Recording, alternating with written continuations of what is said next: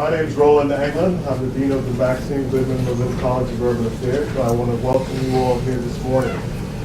This is an important topic of discussion. As you well know, we have experienced regional shifts in our economic base over the last 40 years. We're still going through it. And the conversations that are happening around the county, around the town, on just where should we go. Of course, the economy being what it is, it will tell us where it wants to go in due time. But we have to be intentional about discussions about who benefits and who loses in the new economy. This is the crux of today's discussion. And Dr. Lendl and her staff put together a wonderful series of panels to help us explore the discussion. And so what I want to do is get out of the way, welcome you again, and turn it over to Dr. Lendl. Thank you. Thank you, everybody. Good morning. We have a coffee and the warm, nice Danish breakfast. And with that sweetness, I want to say that this is not the first study that are done on this region. And this continues the series of studies that were funded primarily by philanthropic sectors that takes really important role in keeping us learning about our economy and helping create database driven public policy. So this study continues two series of studies that were done in the past, and one of them that those of you who are long enough within the region remember as dashboard indicators and the multiple iterations of that study, that basically a model and the approach to learn about regional economy and help to tailor policies of private companies, philanthropic organizations, and public policies were developed with a wide range of engaged specialists in economic development. Our center was involved, Upjohn Institution, Federal Reserve Bank, and the whole committee of regional economic advisors. And at that time, the platform and the knowledge was developed, what this region is about, how it's taking the ups and downs in different sectors of its economy, and what we can learn in terms of whether the gaps and how these gaps should be addressed with investment and funding. The follow-up series of research and action in this region was formed within the regional economic competitiveness strategy, and at that time a similar research were conducted that identified the clusters, which are groups of industries within this region that are creating wealth, creating jobs, and creating well-being for the people by employing them and also allowing them by engagement within the supply chain of companies, get their employment and get decent income. So with the help of George Gunn Foundation, we back to informing community about what is growing in our economy. And this is preceded with their almost a year-long discussion within the region, which is again getting this acute phase of why we're not growing like other economies. And often these other economies are, to us as economists, it's not really a fair comparison, knowing that each region is unique, but it's also, it has its competitive advantages, but it has its legacies. And we need to consider this too and understand the best ability of this region to grow and address the gaps accordingly. So what Roland just addressed is that our region is also known for being not very inclusive and not providing enough opportunities for people who are disadvantaged in any socioeconomic way, and not engaging and creating the path for engagement for these people to the regional economy. What we're presenting today is a econometric study which we would like to discuss the results of in light on what is important for these industries that identified as those that are driving regional growth. How we can curve some help with public policy and engagement of nonprofit and economic development intermediaries to create this path to broader inclusiveness, whether it's within the labor force or whether it's through the fair payment, whether it's through average wages that the industries are paying, all all aspects of economic inclusion that we would like you to address, think, and discuss in the second part of this roundtable. With that being said, let me introduce this study. How it was conceived you already know, but you also might know that in a long trend of economic development, that's how industries are considered in their growth in development. We went through 2000 over the two pretty significant recessions. And over these recessions, economic data shows that Northeast Ohio lost more output, lost more employment, which means it suffers more comparably to overall Midwestern regions and the United States. And traditionally, we are addressing these industries, dividing them to two groups, or identifying one specific group, which is called economic-based industries. Economic-based industries are those that have overconcentration of employment, and if you measure them by output, they are also overconcentrated as measured by output in this region, which means they sell their product for export outside of this region. So if we sell product outside of this region, we solicit money for these products coming back to the region, and that's what economists say, these are good money. We're bringing money to the region, we're bringing wealth, we're delivering jobs through people working in these industries. These industries are called as part of economic base of this region. The group of regional industrial drivers are industries that are part of the economic base industries.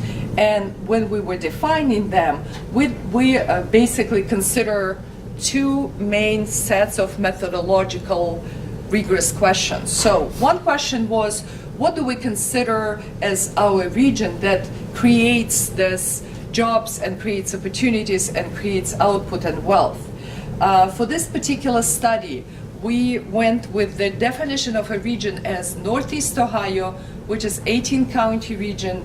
It encompasses 4 metropolitan statistical areas and the number of rural counties. And as you can see from this table, and we very well know that Cleveland MSA is the largest within this region, it employs about half of the total employment of this region and deliver about 60% of output for Northeast Ohio.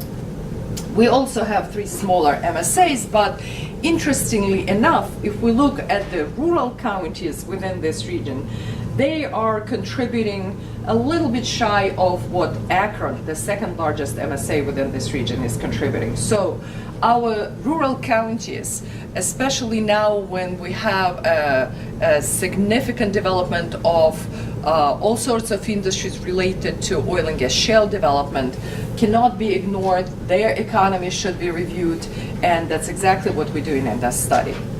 So to give you a sense how Northeast Ohio was compared and in the economic development indicators over the 2 last recessions, you can review this graph. And what this graph is showing that, oops, I'm trying to not to break, oh, I knew I'm gonna break something. So what we can consider, while the first recession set almost the same rules and all MSAs were basically declining almost in the same rate, we can see that Akron rebounds of the first recession pretty well and pretty quickly. And into the second recession, it entered with indicators that were already recovered and even showing some growth compared to the 2001. The other MSAs after second recession basically never recovered from the loss of employment and output. And the second recession of 2007-2009 deeply worsened their state. So during that recession, Akron also suffered significant losses of their employment, but they started from the different base. And that's basically set the level of recovery for all these MSAs. And what you can see that while Cleveland and Akron, where the economic behavior were somewhat similar, they recovered, we can say almost recovered from the second recession. They never reached the level of pre-recessionary 2000 year since. Akron did recover from the second recession, and actually it exceeded its level of employment that it has before the recession. And Youngstown is doing worth of all 4 MSAs. So when we're talking about Northeast Ohio, it is important also to remember that while we're considering all indicators as for one region, within this region, there are individual dynamics of each labor market, what we call, that is encompassing within each MSA. What I also want to say that later this month, we are releasing 2 more reports that characterize grids. And one of the reports that will be released within probably 2 weeks is grids of each individual MSA within the Northeast Ohio region. The output trends look much different, and this is consistent with the behavior of wealth creation nationally and within the state of Ohio. While economy is losing its employment, it's only slightly dipped during the second recession, and it shows the almost consistent growth of its output since. And considering these 2 indicators, and if you create a proxy for productivity growth as of output measured over employment, we can also address and say that what we see through these 2 graphs together, that the productivity of these industries is growing, which means industries, specifically those that are technology intense, are deploying these new technologies, and they do substitute labor with capital. And that's why we see in output higher return on investment. But this paired with the loss of employment, it's basically creates a question. If we are releasing all of these people to the economy, then we need to be answering the question, like where these people will find an employment, where can we engage them in the labor force. So this is economic picture. This is a picture that data give us. But the message we're hearing from businesses consistently point to a shortage of the workforce. And this disconnect between, well, we seems to be releasing people, right? A lot of people were laid off and continue to be laid off, speaking of Youngstown. And at the same time, we're hearing that companies are craving for skilled labor and for entry-level labor. And this is should be a subject of today's discussion of how to reconcile these 2 facts in a way that the released labor from more productive processes could be engaged elsewhere where this labor is needed.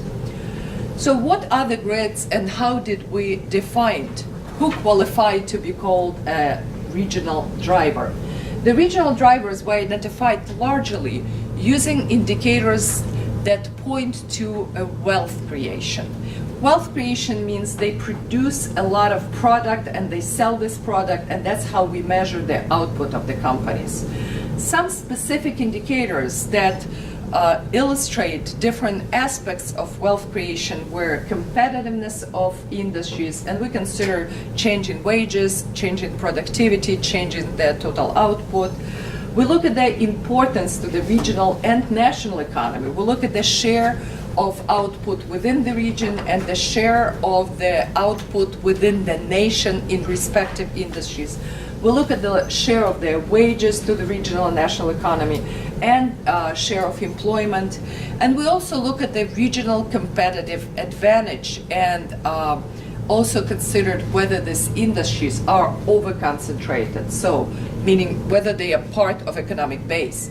Besides looking at such indicators as location quotient, which point to over-concentration of these industries within the region, as of regional competitive advantage, we also look at the specific technique called shift share analysis, which disentangle every change variable into 3 components. The 1 component would speak to how this industry behaves to like what is the component of this industry that national economy is influencing its dynamic. Then the second component show what are the specifics of this industry that are influenced by specifically this industry nationally.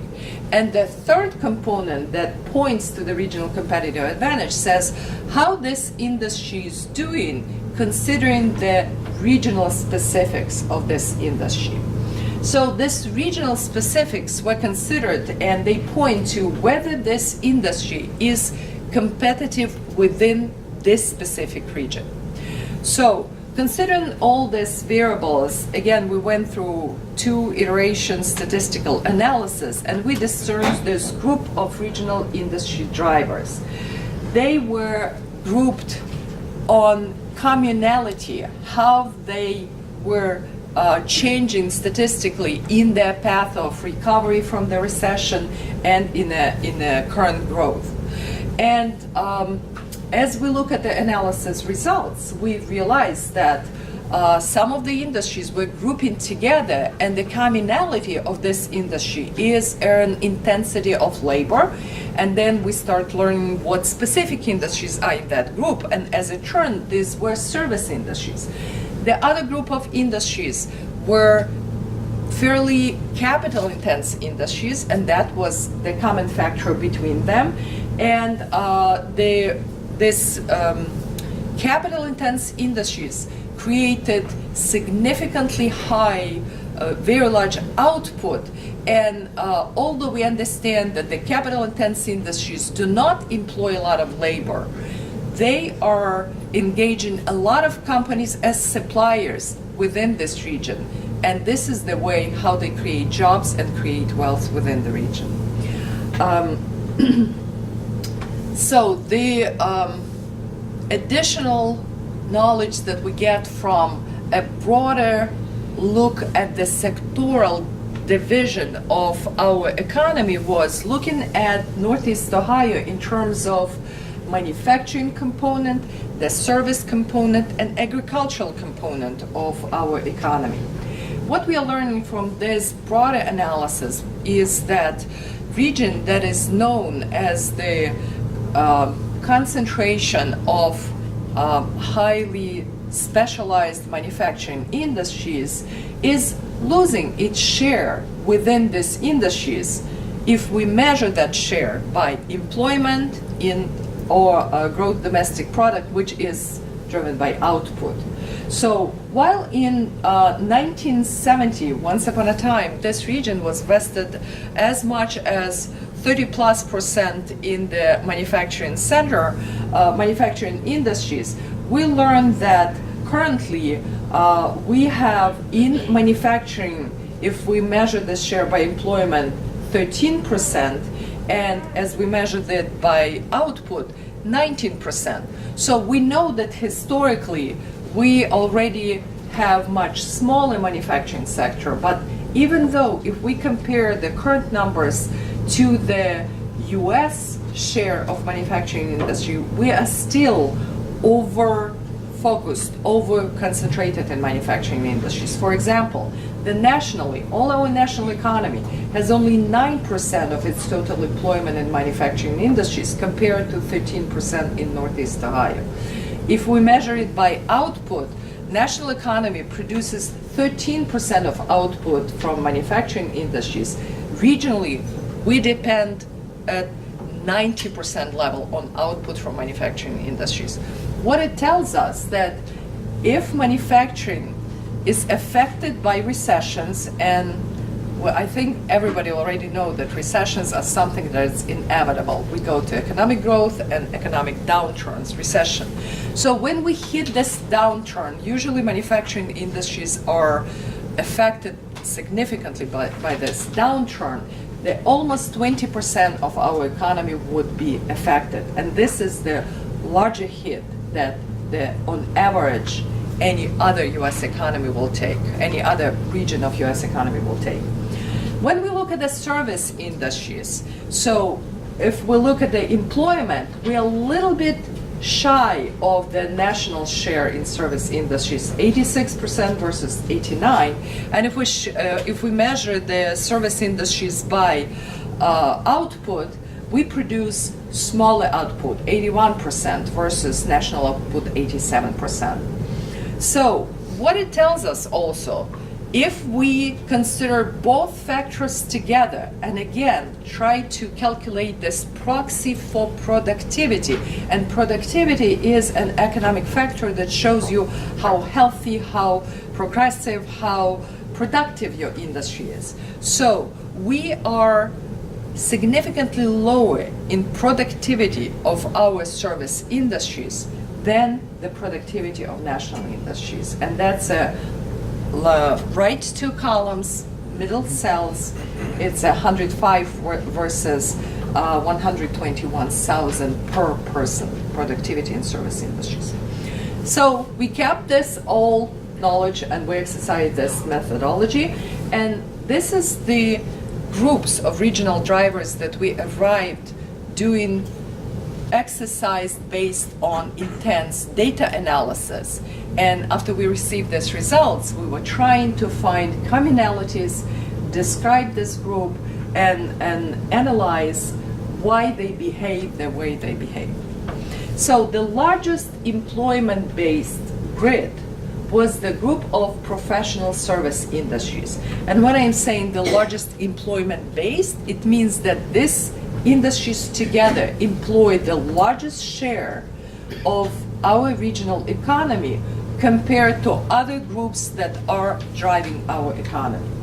So what industries this grid consists of are financial industries, general and medical surgical hospitals that are part of our medical cluster, management of companies and enterprises, which are basically proxy for headquarters of companies, financial, where our Federal Reserve is somewhere in this data, insurance companies, and real estate.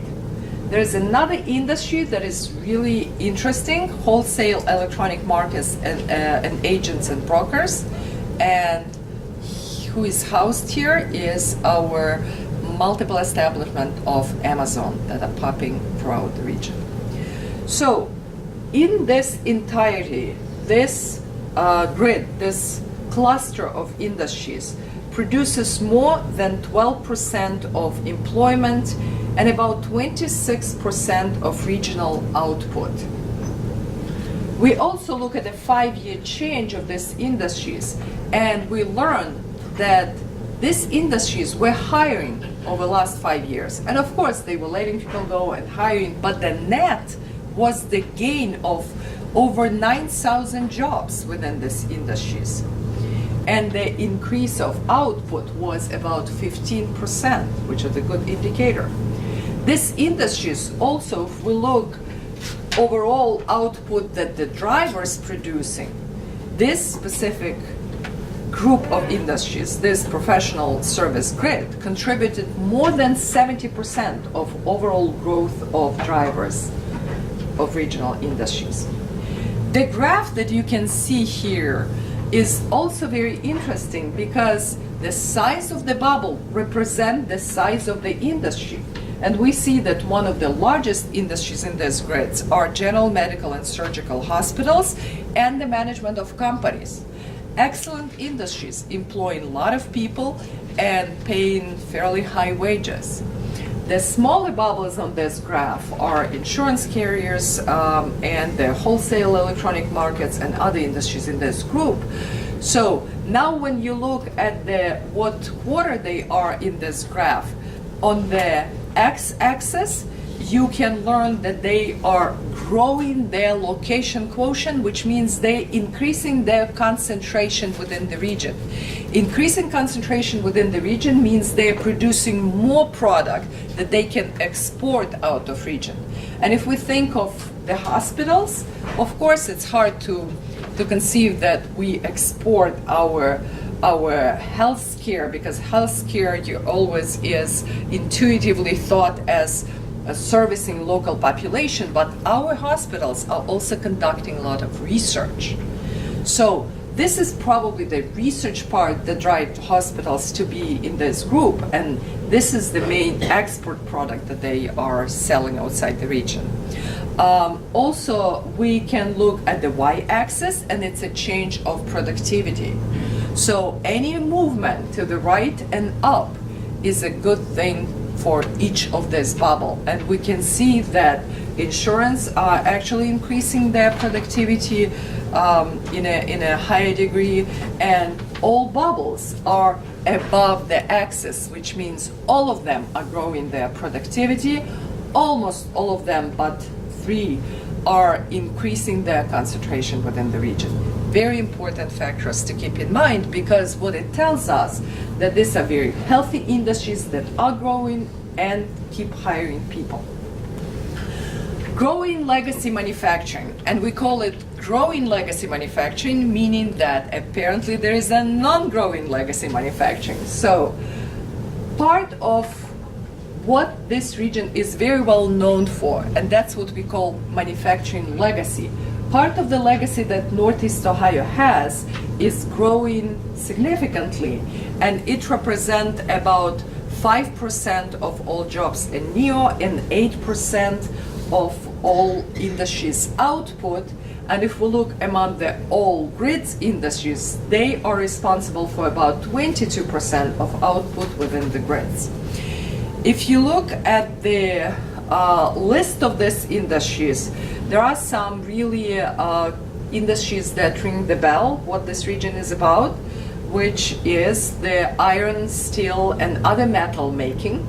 And this was fairly big surprise for us as scientists who monitor this regional economy continuously, to see that these industries that were struggling for the probably last 10 years are finally showing positive signs of growth. And our guess is that these industries managed to deploy newer technologies. Yes, many of these industries let some people go. Some of these industries show decrease of employment, but they significantly increase their productivity and output. These are very capital-intense industries on a first place, so they are a priori, as an industry, is not employing a large pool of labor. However, these industries buying from the local supply chain, and this is their main function of creating wealth in this region. So another big group of industries are including machine shops and metalworking, fabrication, machinery manufacturing. So again, this is the machine shops, this is fabrication of metal and machinery details that we are very well known for.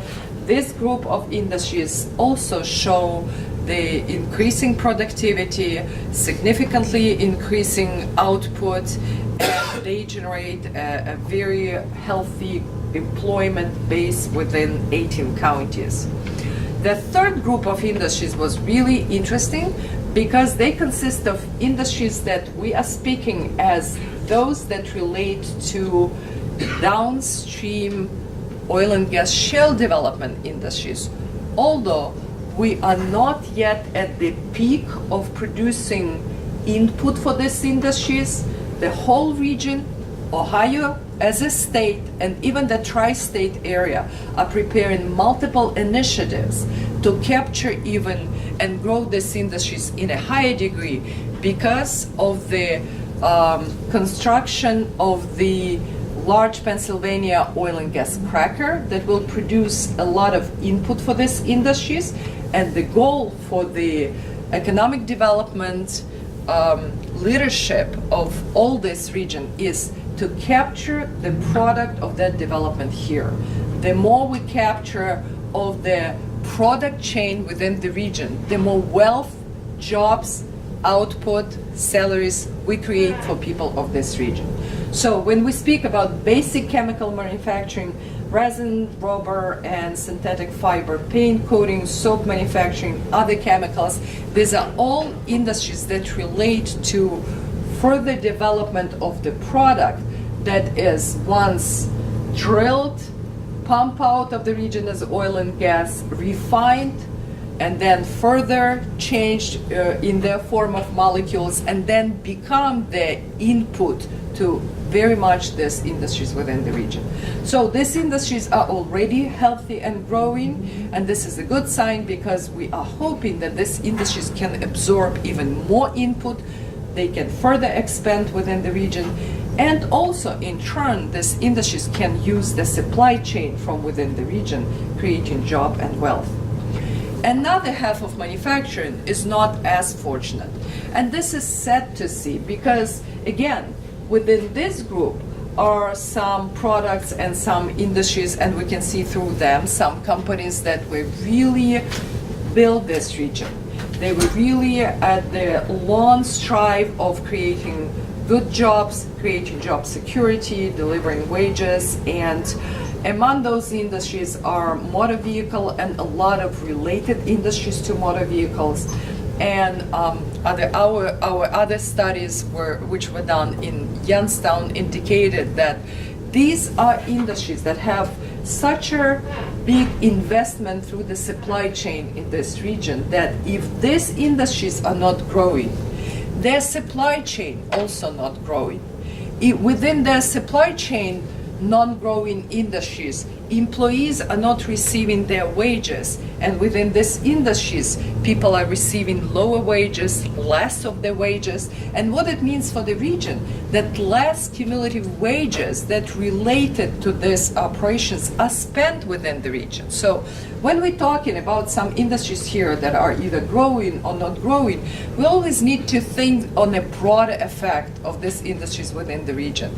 If they're growing, they're fueling supply chain, and they create disposable income that is by spent within the region, trickle down to many product and service consumer industries within the region. When they're not growing, inversely, they're creating less disposable income and they are less generate additional activities within this region. Very interestingly, and they're probably the first time since this industry entered Ohio, oil and gas and related industries are showing up through the data, statistical government data, as strong growing industries and indicate that these industries finally started to engage local people as their employees. They report them as local people. And again, those of you who remember this discussion over close to 7 to 9 years within this region, the big appeal for these industries to be developed within Northeast Ohio and Ohio was for companies that came to produce oil and gas here to employ local labor. So this analysis showed us that the companies finally moved here, they employ people from here, they report that these people work and reside in Ohio, and we can see how this industry is growing now. It is not a big industry yet, and again, what I can say knowing this industry's inside through other studies, that we believe there are more employees within industries, but that addition of employment is still residing within the statistics of other states, namely Pennsylvania, Texas, Oklahoma, those that come, work here either on a shift basis and leave to their home state, or work here 3-4 months as consulting engineers and top headquarter people and leave. So we believe that the more labor and more output created in this cluster of industries, but it is not shown through the secondary statistics because probably still big share of this industry are not Ohio residents. So what it tells for us as economic developers, there is a room for improvement. The more these industries employ local people, the more wealth is created and staying here and spent here, and this is important for our economy. Nevertheless, this was a group of industries that was very distinctly outlined in the regional economic competitiveness strategies as a goal for this region to support and develop. And with this analysis, we can prove that this, at least policy strive, is coming to fruition. So this is a very fast-growing, emerging economic base. Some of these three industries are not over-concentrated per se yet, but again, taking into consideration that we know that probably a significant share of this labor is still transient labor, we can say that this industry definitely will be growing into a healthy base industry of this economy. It also has one of the highest, what we call multiplier. What is the multiplier? Multiplier identifies how many additional jobs through the supply chain this industry creates within the region per each employee that is working within this industry. So the group of these industries has one of the highest multipliers among all industries within the region, which means that it creates one of the highest number of workers per each worker working in these industries. So for 3,160 direct jobs, which means jobs within these industries, this cluster creates additionally almost 19,000 workers in their supply chain. Do you prefer questions now or at the end? You can ask I don't now. wanna interrupt you. My curiosity is the number of jobs certainly sounds like an investment area, but is the pay scale as well equivalent across? I see you talk about high wages, but is that across that spectrum too? I will address this probably in 3 slides down, so I will perfectly answer your question. Very good question. And as I said before, you would probably think that the capital-intense industry require pretty skilled and sophisticated labor, and skill and sophistication comes hand in hand with higher wages, right? If you think of oil and gas, and if you, again, I don't know like how much you know, but there are a whole array of jobs of oil and gas, right? From digging trenches to creating a core equipment that is doing turn in the well bore, down for 5,000 feet, and you really operate a very sophisticated engineering equipment. So this is the whole array of industries, and that's whole array of skills and occupations within these industries. And this is why we operate usually when we talk about wages of an average and the median wage. And I will explain that in a second. So this industry is just fast growing. It's logically clustered together industries that extract oil and gas, that refined oil and gas, and transport oil and gas. So the combination, the composition of these three industries was extremely logical for this grid. Speaking of wages, here is the answer, or partial answer. What you have here is the list of all individual industries that are within the 3 grids that I just described that drives Northeast Ohio economy. Where you see the first red arrow, it calls, this is where the threshold of the median average wage within this region is. And the median identifies the majority of wages within this region. It's not a simple arithmetic average. It's where the majority of wages of this region is. So what we can say that probably 85% of industries within the drivers pay average wages above median wage of this region. And that means above $50,797. And what you can see in the right 2 columns is the first column identifies the exact average wage for 2017 within each industry. And I can tell you that the pipeline transportation industry's average wage is almost $200,000. And we're speaking of average. So the Federal Reserve is somewhere residing in the next line, and they have a very high average wages. But look also the basic chemical manufacturing industries, average wage above 120,000. We're speaking of the management of companies and enterprises, very desired headquarter companies, almost 4,000 as average. We also see here this wholesale electronic markets and agents and brokers. So this includes Amazon, but not only. This is business-to-business electronic sales as well, and these brokers have fairly high wages, 113,000. And again, we're speaking of the averages.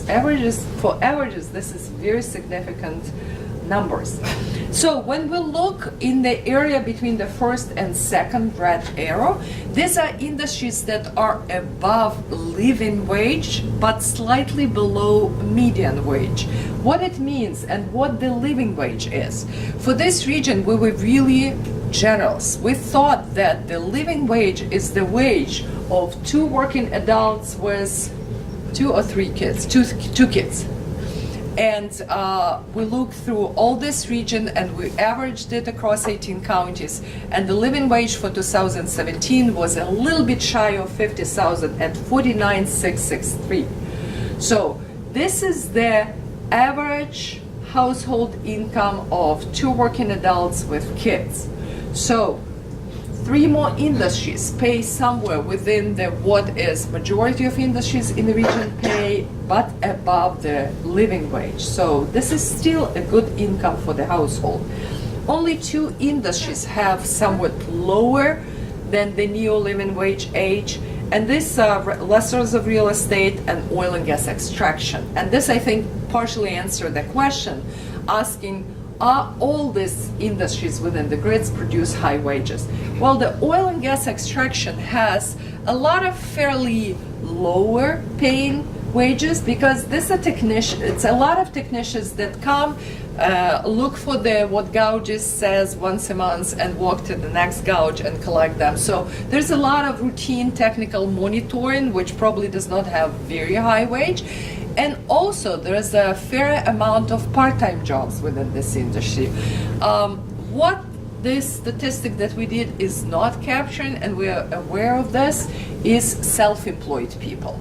And we know that our economy overall, and oil and gas industry as well, and maybe even in a higher degree than the average industry, employ fair amount of individual entrepreneurs, meaning if you are an engineer who worked 20 years for a company and you choose to retire, many of those engineers subcontract to oil and gas industries as self-employed, and in this way statistics is not picking them up. So the qualitative speculation is that industry even employing more people and is paying a little bit higher average wages in account of those who are self-employed, specifically within the high occupation bracket.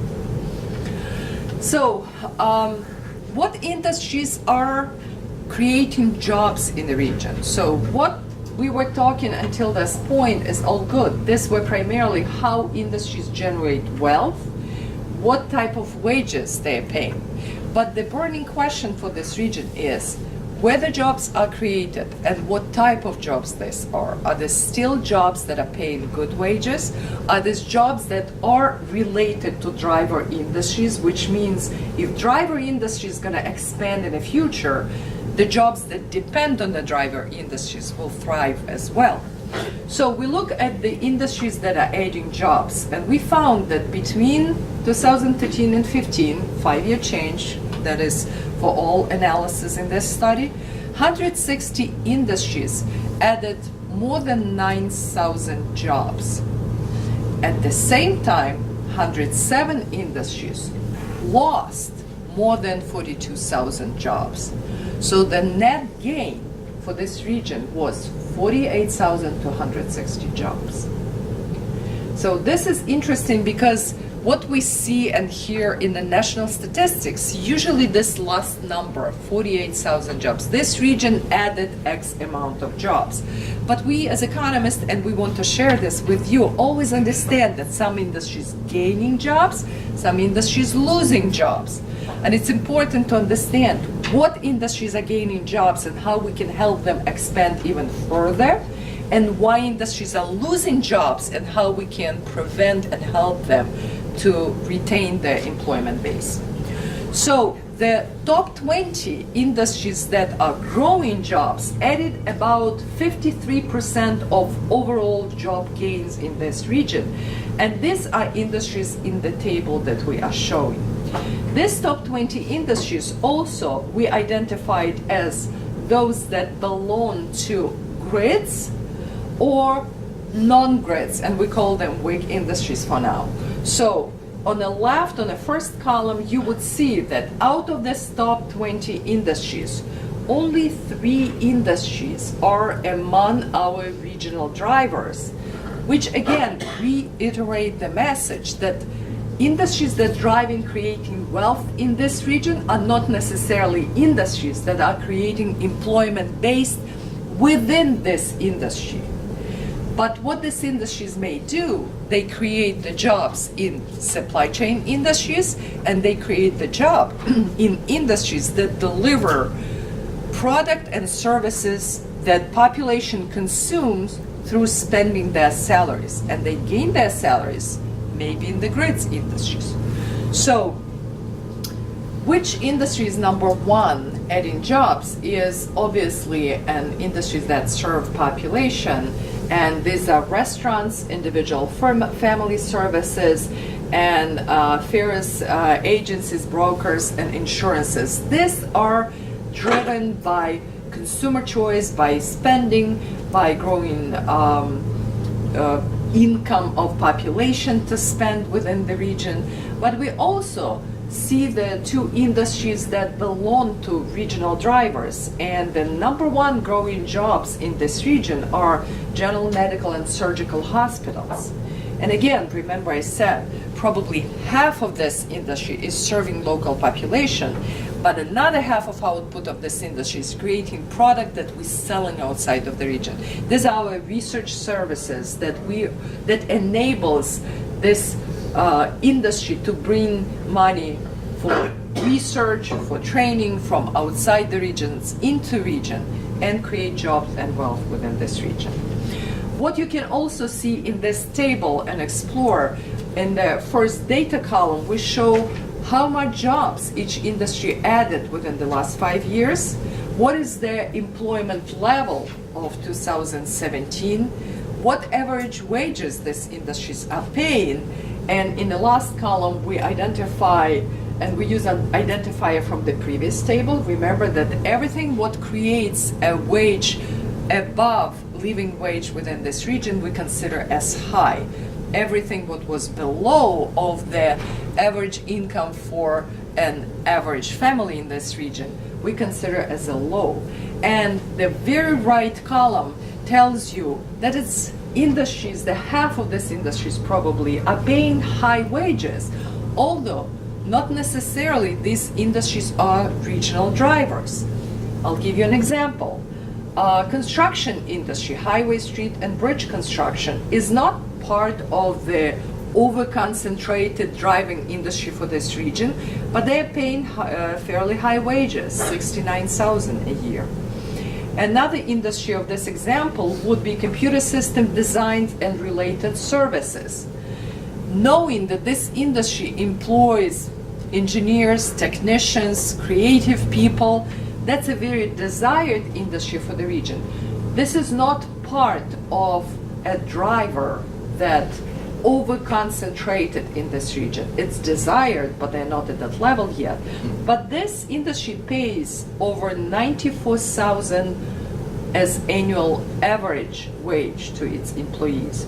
And all that income, not all, but large part of that income is spent within the region consuming services and products from industries such as restaurants, hospitals, schools, and others that are within the normal consumption pattern of population. So what we also are learning that 17 industries that are non-grid within this top 20, 8 paid wages above NEO's living wage, and only 6 paid wages below the NEO median wage. And again, this is a whole array of those that pay not really high wages. For example, offices of other health practitioners paid $41,000 as an average wage, which means it's not necessarily a bad wage within the region and within the opportunity. So, as I also told you, doing the study for the 18-county region, we consider that there is a variation between metropolitan areas and rural counties within the region. We'll look at each individual metropolitan area, and this is another report that will come before the end of this month. We learned that each region is unique and producing its share and contributing to employment and output, but we also look where are the drivers of each individual regions and how they contribute to the drivers of region as a whole. So the top green segment of this graph shows the professional services grids, and you can see that the lion's share of these grids, the top layer, that's how Cleveland MSA contributes to the regional pool of these service industries.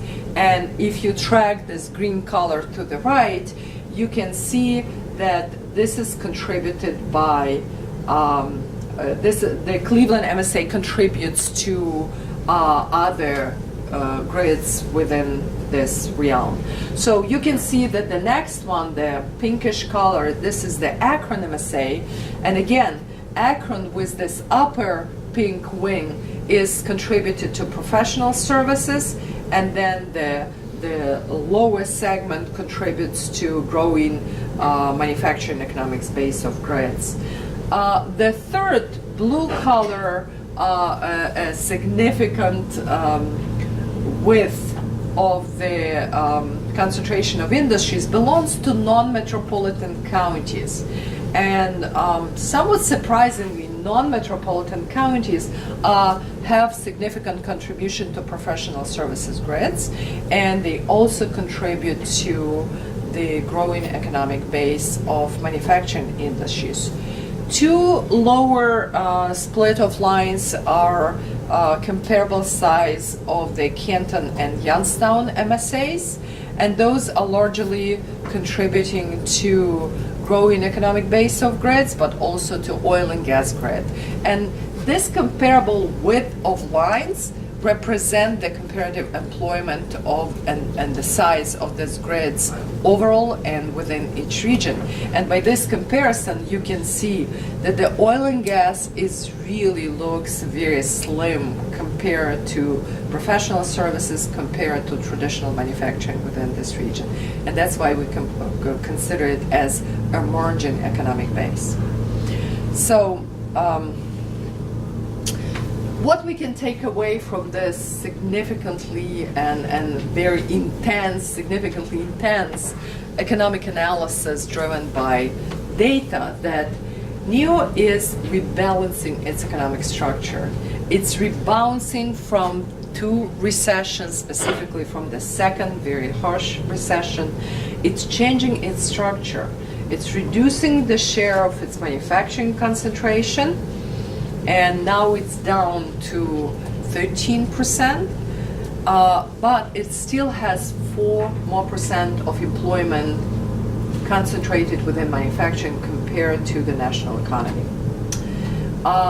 We also consider that if we compare productivity within the manufacturing sector, US has about 12% higher productivity than Northeast Ohio. However, this is whole bucket of a separate study that we review to learn that the national manufacturing industries is heavily affected by places that are physically located within the coastal economies and the places that produce computers and semiconductors. And this is the, again, separate wing of the studies, and many academics that are doing research within this realm saying that as a region, each region identify its competitive strength, and if we measure it within economic indicators, there are these details to understand how it's measured. If we measure in the region that producing computers and semiconductors, their output is significantly higher because the cost of computers are incorporated, embedded in those indicators. So not every region in in the United States can produce computers and semiconductors. And in fact, Northeast Ohio is very slim in this industry. So if we exclude just those two industries from comparative analysis, we don't look so bad in comparison to the United States.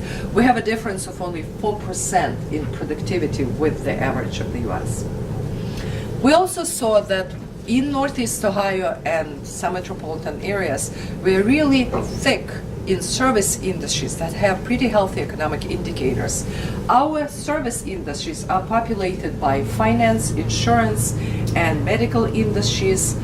However, what we see as a gap and opportunity to build these industries further is we didn't see research and development sector within those service industries. And when we look for the sector in Northeast Ohio economy, it is not over-concentrated.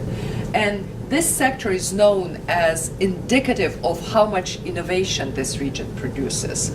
And we're definitely a little bit short of being self-sustainable in innovation. We import innovation to this region, and that's a gap that can be addressed.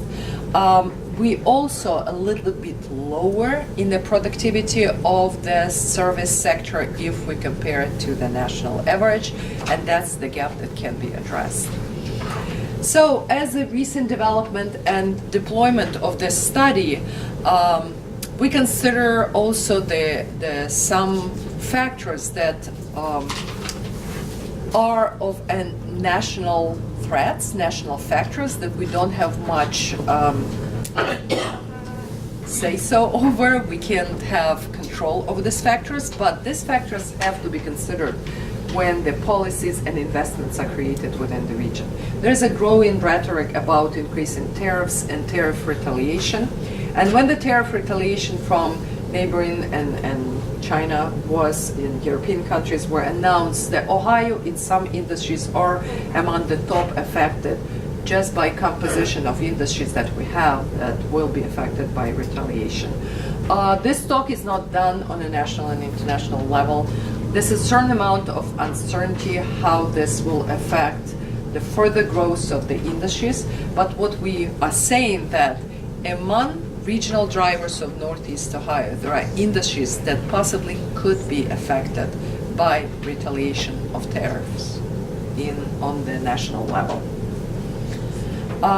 Another development which I can't miss saying nothing about is the Youngstown plant closure that happened last month. And it was a very sad event within the one metropolitan areas that is included in this region. We know that the latest losses of jobs within the plant were at the amount of 1,600. We did conduct the study reviewing that specific event and how it affects the economy, and we know that loss of 1,600 jobs of that single plant might trigger the loss of more than 3,000 jobs within the region as a whole. And these other jobs that might be lost will be within the supply chain and will be within the population serving industries as the disposable income will decrease in industry or in the company that laid off people and in its supply chain companies. And motor vehicle manufacturing, where this Lordstown plant were classified by the statistic, is among the part of manufacturing base that is non-growing. And we consider that this is the industry that should be addressed, as it is still over-concentrated in our region, and it is growing nationally. It is a segment of this industry within the region that is not growing and in fact declining. So with these recent developments, I would like to end this presentation, and I would gladly answer your questions, but I think that I did not provide the answers that I posed at the beginning, because the part of the exercise and task of this roundtable is to try to consider having this knowledge, having the knowledge of what industries are growing, what the nature of these industries, where they create the jobs, and what type of jobs they create and average wages they pay. How can we apply this knowledge, and how can we help with this knowledge to economic development intermediaries, governments, to develop policies that can help this region further growing and include the population that right now is short of opportunities. Thank you. I would like to present a panel of initial discussants who might answer some of the questions and ask maybe more questions. And this panel would be moderated by Dr. Marcus Snyderman, who is the professor at the Case Western Reserve University.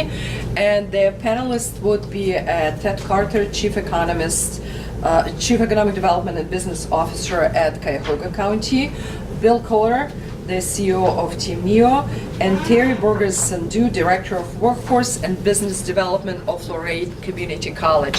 Thank you very much for taking this first hit over the discussion, and thank you for being here, and I would invite you to this table to discuss the findings. Well, good morning. We're going to continue with our panel discussion to follow up on Irina's excellent presentation of the grid material. And here's what we're going to do. We're going to follow the same sequence that's listed in the program. Each panelist will take about 15 minutes, tell us a little bit about their organization, what messages they take from this grid report, and what additional information or analysis they'd like to see, maybe that's not missing. Irina actually requested that we maybe get some feedback from our panelists about what else they'd like to know that maybe they don't see. And some of that information might actually be available in some studies that are already underway, and we'll get some tip-off from that. And others maybe go into a parking lot for future analysis. So what other additional information they'd like to have to help them carry out their mission and for the region to thrive. After the individual panelists give us some feedback, we'll collectively take about 10 minutes or so to discuss some of the issues that they've put out there, and then we'll throw the balance of the time out to you in the audience to interact with all of us over all the grid material. Then we'll have time for the networking lunch and then move into the second half of the program. So our first panelist is Ted Carter, who's the Chief Economic Development and Business Officer for Cuyahoga County. So thanks for joining us. Thank you very much. Good morning, everyone. Just morning. so we have a sense of who's in the room, can you just, how many people are students, economic development professionals, or funders? Students, starting with students. Okay, economic development professionals? Okay. Funders or others? Okay. Nerds. Nerds is Self-proclaimed. Well, good morning. Every time I listen to Dr. Lendo, I feel inadequate because she just gives you so much information and to kind of get your head around. But I really applaud the work that she and CSU are doing. They are a critical partner of our work at the county, and so I represent the county and lead the Economic Development Office for the county. So we support the 59 communities of Cuyahoga County. And most of my background has been in leading economic development for cities where we have hard assets. In the county, it's an amalgamation, and the assets really reside at the city, particularly the land and job creation. And so the way we've structured our office is to be a center of excellence and innovation around economic development, workforce development, and community development and housing to support our 59 communities, to be a thought leader, to provide analytics, and I'll come back to that in a second, and to be an advocate for these 59 communities in strategic instances, deploy modest capital to do the traditional work of business retention, expansion, and attraction, as well as create more regional cohesion around our economy. And so I thought that this presentation was excellent. It confirmed what we already know about driver industries and the work that had been done earlier in this decade, but it raises the question around equity and inclusion. How do we connect the communities in the county, and this is a regional treatment, to these driver industries? And so to me, that is a key question for the economic development leadership and political leadership of this region, because at a time of full employment, where you still have deeper unemployment in communities, so a third of the county's population which is 1.2 million, is on some type of public assistance. That doesn't mean they're all unemployed, but many of them are underemployed.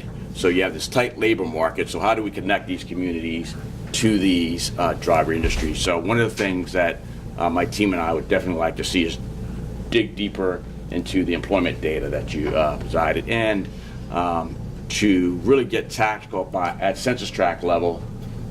How are the residents in these communities connected to these driver industries, and what are the gaps in terms? So the county has launched with some of our economic development and philanthropic partners a workforce initiative called Sector Partnerships. The kind of tagline for it is Workforce Connect, and it is really to create a more efficient marketplace to connect talent to employers, that create data visibility around what are the talent demands and needs of the private sector, and then to connect residents to those jobs, and to clearly define what the skill sets that are needed for those jobs. And so we are focused on 3 sectors: manufacturing, healthcare, and information technology. And I think that really straddles what you presented. You got to really define occupational stratification. So it is our hope that this effort, which is private sector led, and we've stood up the manufacturing component of that effort, and we're about to launch on healthcare, will create an efficient marketplace that can create a talent pipeline at scale. And so this is an approach that has been adopted across the country. So Cleveland, Cuyahoga County is now going to dive into this effort, and so we hope that will create scale and impact for these communities.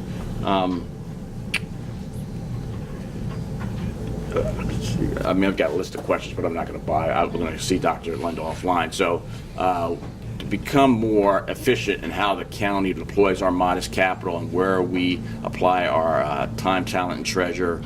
So I've been in this role about 3 years, and in economic development, for the most part, I would say probably it's a little more acute here, that we sometimes make public policy and investment decisions on anecdotal basis. Democratic process, you have to have a political component to that. What we've tried to do is create a unit that really presents data-driven options for our political leadership. And so Paul Herdig is the leader of our new business intelligence unit. He partners with Dr. Lendo's group and a private company called Chamora, so that we can see the impact of our investments and increasingly deploy our capital in our efforts, particularly around workforce, in a more strategic effort. And I was talking with Dr. Gleason earlier about some work that he's doing around workforce analysis and workforce participation at the census tract level. And so we really have to get tactical if we're going to start to move the needle of unemployment, underemployment, and poverty in this community, to really understand at a census tract level how these communities are connected to these grid industries. I like to use the word industries of the future, and so I think part of the opportunity to really transform discussion, which is both an opportunity and a threat, is the arrival of 5G. Everyone uses a cell phone, and so everyone understands what this next generation of technology, how it can impact the manufacturing sector in particular, creating smart factories, increasing speeds, connecting equipment together in a way that's really never been done before. What does that mean for these communities and their skill set, and how do we draw them in? So our core focus, and I think where we can make our biggest bet and align it with this data, is around workforce. And so the investment we're making around this sector partnership effort, but it really comes down to workforce. And so we have aligned our office. Traditionally, our office has been divided into 2 verticals: economic development, which is focused on job creation and investment, the BRE, on community development and housing. So the demolition program was a core element of that, but we have decided that workforce is another vertical that we've added, and that is really where the county can make a difference, both strategically and across our 59 communities. And so we are the principal investor in this coalition of workforce partners and funders to launch this effort. The wage data here is very encouraging, but again, it gets to this equity and inclusion. So if you have communities that don't have the skill set, how do they achieve those wages? So upskilling is really the challenge that we need to really develop clear strategy based on data. So I was surprised by the data. In your report, there were a couple of things I just want to point out that were surprising that didn't really jive with some of the things. The CBRE notation that Cleveland is ranked number 8 among the top 10 fastest growing tech talent markets in North America. I was surprised by that. So how does that reconcile with what you showed in terms of the tech deficit? And then the patent and innovation, you said that we have an innovation deficit, that we import innovation here. Really wanted to understand that. How do we drill down innovation and entrepreneurship, again, at the census tract level, and really connect that and instigate that in these communities? Not everyone has to, as we know, go to college, but entrepreneurship at the community level can lead to a skill set that could be valuable to some of the hiring demands of the future.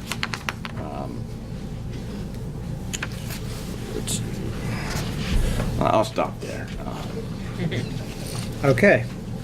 Thanks very much, Bill Kohler, who's CEO of Team Neo. Your reactions? Good morning, everyone. Thanks for having me. This data is very consistent with and complementary to a lot of the things we think about and the work we do. Team Neo, for those of you who don't know, is focused on economic development work in the 18 counties, very much mirroring the foundational work in this report. And we do a number of things in support of business retention, expansion calling, and attraction-related work. Fundamentally, we do two things. We do transactional work relating to bringing projects involving state-oriented incentives to companies who are looking to expand or make their first investment here. The second thing we do is work on very specific competitiveness issues that we think are important to helping the overall tide rise. Those three things that we are focused on relate to sites, talent, and technology adoption. So encouraging companies to adopt additive manufacturing capabilities where it makes sense, the industrial Internet of Things capabilities where it makes sense, looking at sites, having more competitive sites that are attractive in an increasingly competitive economic development market. And then on talent, you may have seen our Aligning Opportunities report that looks at the gap between the number of degrees conferred in a year as compared to the qualifications expected in demand jobs. So fundamental core research that is informing a lot of the workforce things that are being done at least in higher ed or other workforce organizations. As we think about our work in relation to this kind of analysis, we think it's incredibly important because if you take on its face, we believe it's true that economic development is becoming increasingly more competitive. Bringing a strategic orientation to the dialogue is critically important, either to the conversations you're having with companies and what they're trying to accomplish and how you can meet their needs, or to communities as they're building assets, as they're building solutions that meet those strategic needs of the companies who are considering a second, third, fourth, or maybe first investment here. Strategic orientation usually involves having an understanding of their industries and how they work and what the drivers are and so forth. And so that is very much embedded in all the thinking here. And as we think about driver industries, we'll categorize it slightly different, but it's all, I know the fundamental background, it's all the same. And so as we're talking to companies and we're talking to our partners in the community about what we can do to bring unique insights to the table that help drive projects and create solutions that companies could use to build the business case for making an additional investment here, it's often grounded in this kind of thinking from an industry perspective. Now, what we also find is, whereas we say here, there are 6 driver industries highly consistent with the categories that have been mentioned in this report, If you were to go to Wayne County, for example, that's dead ass wrong. They'll say, we have one driver industry and it's none of the 6 you're talking about. It's all about food processing. So we have to think about that. We gotta shift our focus and think about how do we apply those things, because that's what matters to them. And so being nimble and creative and all those kinds of things that's the kind of thing we bring to the table. However, the fundamental underlying analysis and the way we think about it all holds true. As the way success is measured in this analysis, at the highest level, employment, output, wages, and productivity, highly consistent with the way we've thought about it. You have to have a course, definition of success, I think, if you are going to operate effectively in an environment where collaboration matters. If everybody has a different version of the truth, you'll never move forward. So what we like about this is it's a very consistent way of thinking about that. However, our thinking has evolved in a way that we would encourage this group to think about that, and Ted touched on some of it. These 4 metrics, I don't think, can tell you a misleading story if you look at each one of them on their own or all 4 together, because it's a little confusing to say that productivity is up and we should feel really good about that, yet unemployment is down and there are a lot of people who aren't participating.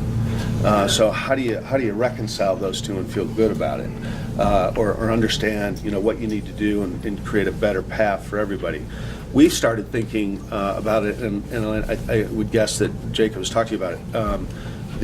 About a broader definition of success around the word vibrancy. That includes questions of, are we creating a more innovative, flexible, responsive environment? How do you measure that? Patents would be, an example of that. How do you measure broader prosperity and equity? How do you begin to think about educational attainment and how that is involved as a driver, a contributor to the outcomes that are here? Those are 3 examples. It's a much broader, in some ways maybe more confusing, because now you're adding more metrics to it.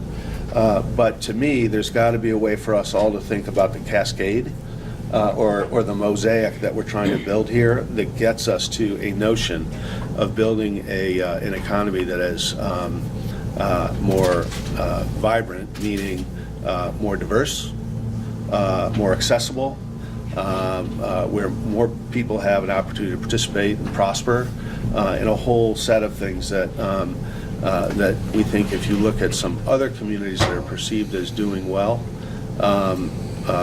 they would say they have some of those characteristics. Those kinds of that kind of thinking is evolving, admittedly, in our own heads, and our team is starting to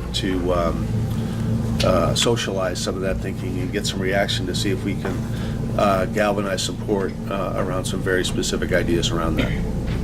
I'll stop there. Okay. Terry Burgess-Sandu from Lorraine Community College. Hi, good morning.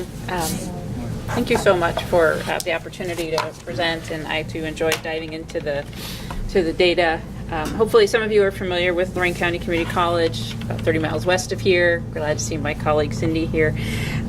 We currently serve about 13,000 students, and those range all the way from high school students who are studying through College Credit Plus or other means, all the way up to graduate level programs that are offered on our campus through the university partnership.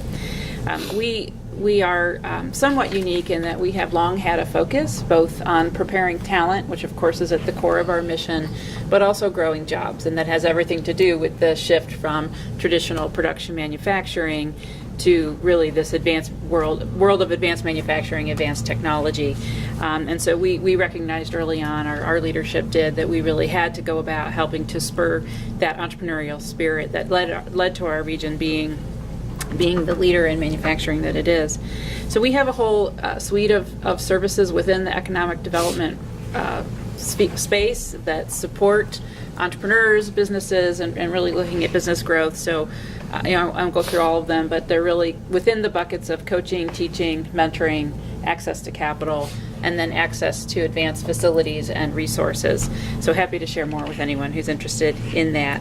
I would say in particular, we have, there's been just a lot of really exciting stuff going on around the advanced facilities and how the institution has been, I think, pretty savvy with a lot of community input in how we create facilities really that are industry facing to meet this need around how do we help companies keep pace with the pace of change. So our Smart Center for Microsystems Commercialization, for example, which is all about microsystems and sensor technology, and offers industry access to clean room technology and engineers that can help them with problem solving.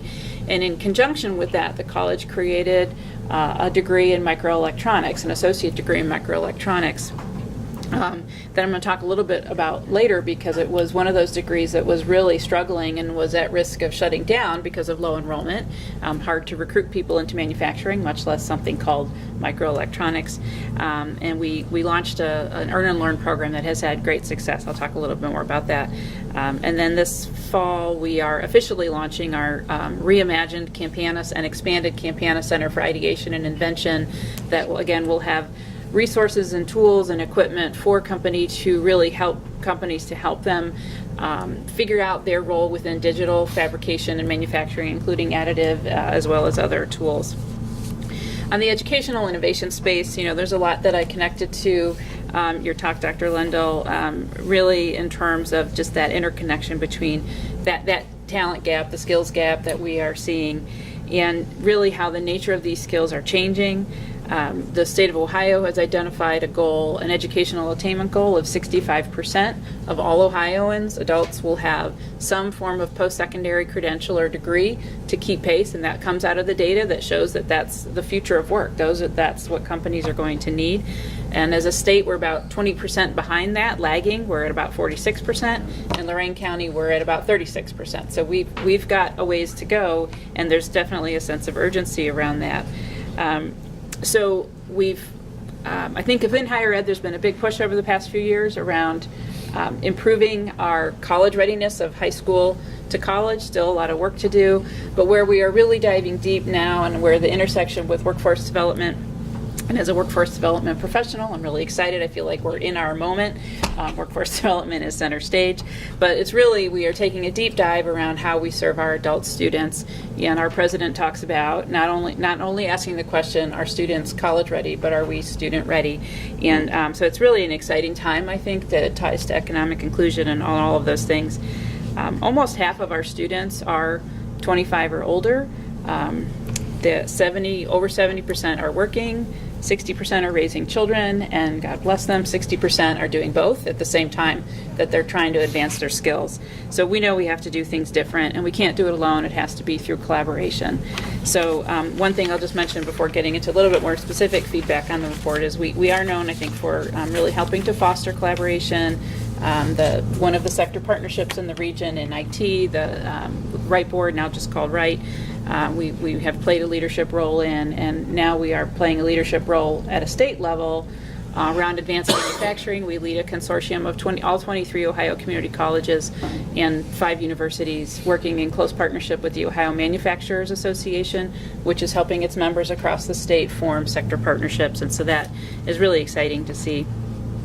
In terms of specifically how we're using this grids, or how I would anticipate we'll use the data that has been provided now through this report, we're actually in the midst of an update to our strategic plan, so it's very timely. The focus of that is really all about how do we make sure that not only we as an institution, but our students and our community are future ready. So there's a lot of things coming at us very quickly. There's a lot of data, a lot of reports. So how do we make sense of this?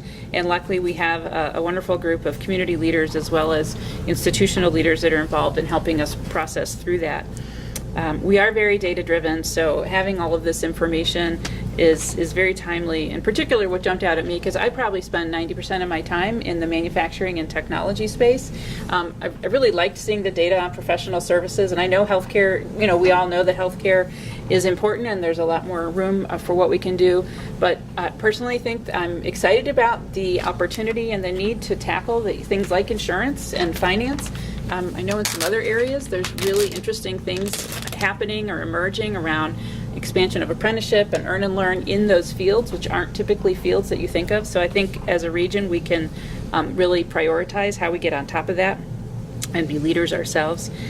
And then in particular, two things jumped out at me from the report. One was, of course, that you point out that public policy really can help to correct market failures, really by helping to foster entrepreneurship, innovation, economic inclusion. I think many of us in this room and around the region are doing a lot to support that. And so how do we continue to support, sustain, scale what works? But I'll tell you, the piece that kind of made me lose my breath was back on page 17, 19, where you talk about that many of our legacy manufacturers are really losing competitive advantage, and you talk about that in your presentation today. Really, when we think about almost half are struggling, that's really scary. I think that is a really, really scary statement. And we really, it just reinforces that we all have to have a really deep sense of urgency about this. And how do we communicate that in this collective voice in an ongoing way to sound that call to action as a community, that this is serious and there is no single silver bullet. This is going to take multiple things happening at the same time, and why I'm particularly excited to see the increased interest in sector partnerships, because you do need industry leadership, but we also know we're asking a lot of industry as they're trying to tackle the same questions we are, and we're asking them to help solve all these talent challenges. So it really is going to take a lot of collaborative effort and thinking in new ways. One of the things, of course, as we're going through our strategic plan, we are asking the question, who's being left behind, who's currently being left behind, and who's at either continued risk or new risk of being left behind through all of these things. And so I mentioned the Earn and Learn program, microelectronics. We leveraged some federal investments that we had, as well as a new partnership with a manufacturing innovation institute, actually headquartered in San Jose, California. It's a long story, happy to share it with you. Thank you, Team NEO, that helped us establish the relationship. They made an investment. But that program went from 8 students to today we have 47 and a waiting list. And that's all based on partnerships. We had 6 brave companies that piloted this program with us. It was really, we ripped off and duplicated from models that Honda and Toyota have done in other places. We didn't have a Honda or Toyota. We have a lot of smaller, pretty cool companies in this space who are willing to try something new with us. And today, we have 55 companies that are working with us across the region, real small companies that you've never heard of, all the way to Lincoln Electric, which, who knew, has one of the largest printed circuit board manufacturing facilities right here in Euclid. And they're snatching up our students, and it's great. We're really excited about that. We're going to replicate that now in our automation field. But part of what we saw is where the other programs that we were modeling that after were based on high school direct into these Earn and Learn programs. That's what Toyota's doing down in Central Ohio. We broadened it to say we want any talent. And so while we are having success with those traditional students, we also are having amazing success with adults. So we've had veterans come into the program. We've had men in their 50s who blew out their knees doing their other work, needed to change their career. We've had women coming back into the workplace who wanted to find a career. And so the students can see the direct connection. Obviously, they're able to earn money while they're learning. So lots to build on there that we think we need to do more of. So I'm going to zip through these so you guys have time to talk. But in terms of, and then the last question we were asked is sort of what's missing. And I would agree with my colleagues here that we know that wealth creation itself is not enough. We have reports like the 2 Tomorrows that our regional philanthropy community put out. There's a great study called the Digitalization of the American Workforce put out by Brookings Institute that I encourage you to take a look at if you haven't seen it. At Lorraine, as we're going through our strategic planning, we are really diving deep into a tool called the Opportunity Atlas. Has anyone heard of that? So I think it's opportunityatlas.org, or Google it, it'll come up. But it's a tool created by the Census Bureau in partnership with some smart folks at Harvard that really looks at the question of which neighborhoods in America offer children the best chance to rise out of poverty. So they look at children who are raised in communities and what economic percentile they're in.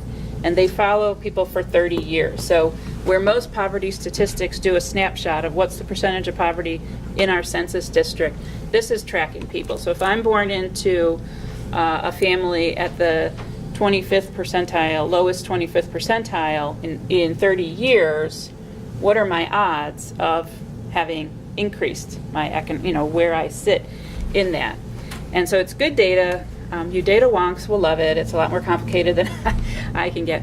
But the troubling news is that in our region, probably not a surprise to many of you, children born into the lowest percentile have about a 5% chance of making it to the top percentile.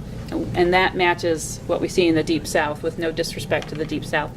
But we know we can do better. So that is really driving that whole question of economic mobility.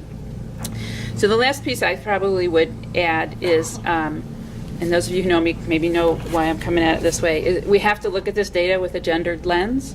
A new study that just came out from the Institute of Women's Policy Research on women, automation, and the future of work highlights that, again, due to really the stark and continuing sex segregation within the U.S. labor market, women workers they're concentrated at both extreme ends of the automation spectrum, so both in the jobs that are least likely to be automated. But I looked at your data, and many of those jobs, so you saw them up there, really sad that elementary and secondary school was 17,000. So when you look at the jobs that were all with the L, I guarantee you most of them are female dominated. Those jobs with the H, guarantee you, are almost all male dominated. There is a whole series of barriers and challenges that women face in pursuing those jobs. And it doesn't have all to do with gender. It has to do with poverty. It has to do with a lot of things. So again, no simple solution, but if we don't look at that with a gendered lens, we're not going to solve it. So, okay, I'll get off my soapbox. That's good soapbox.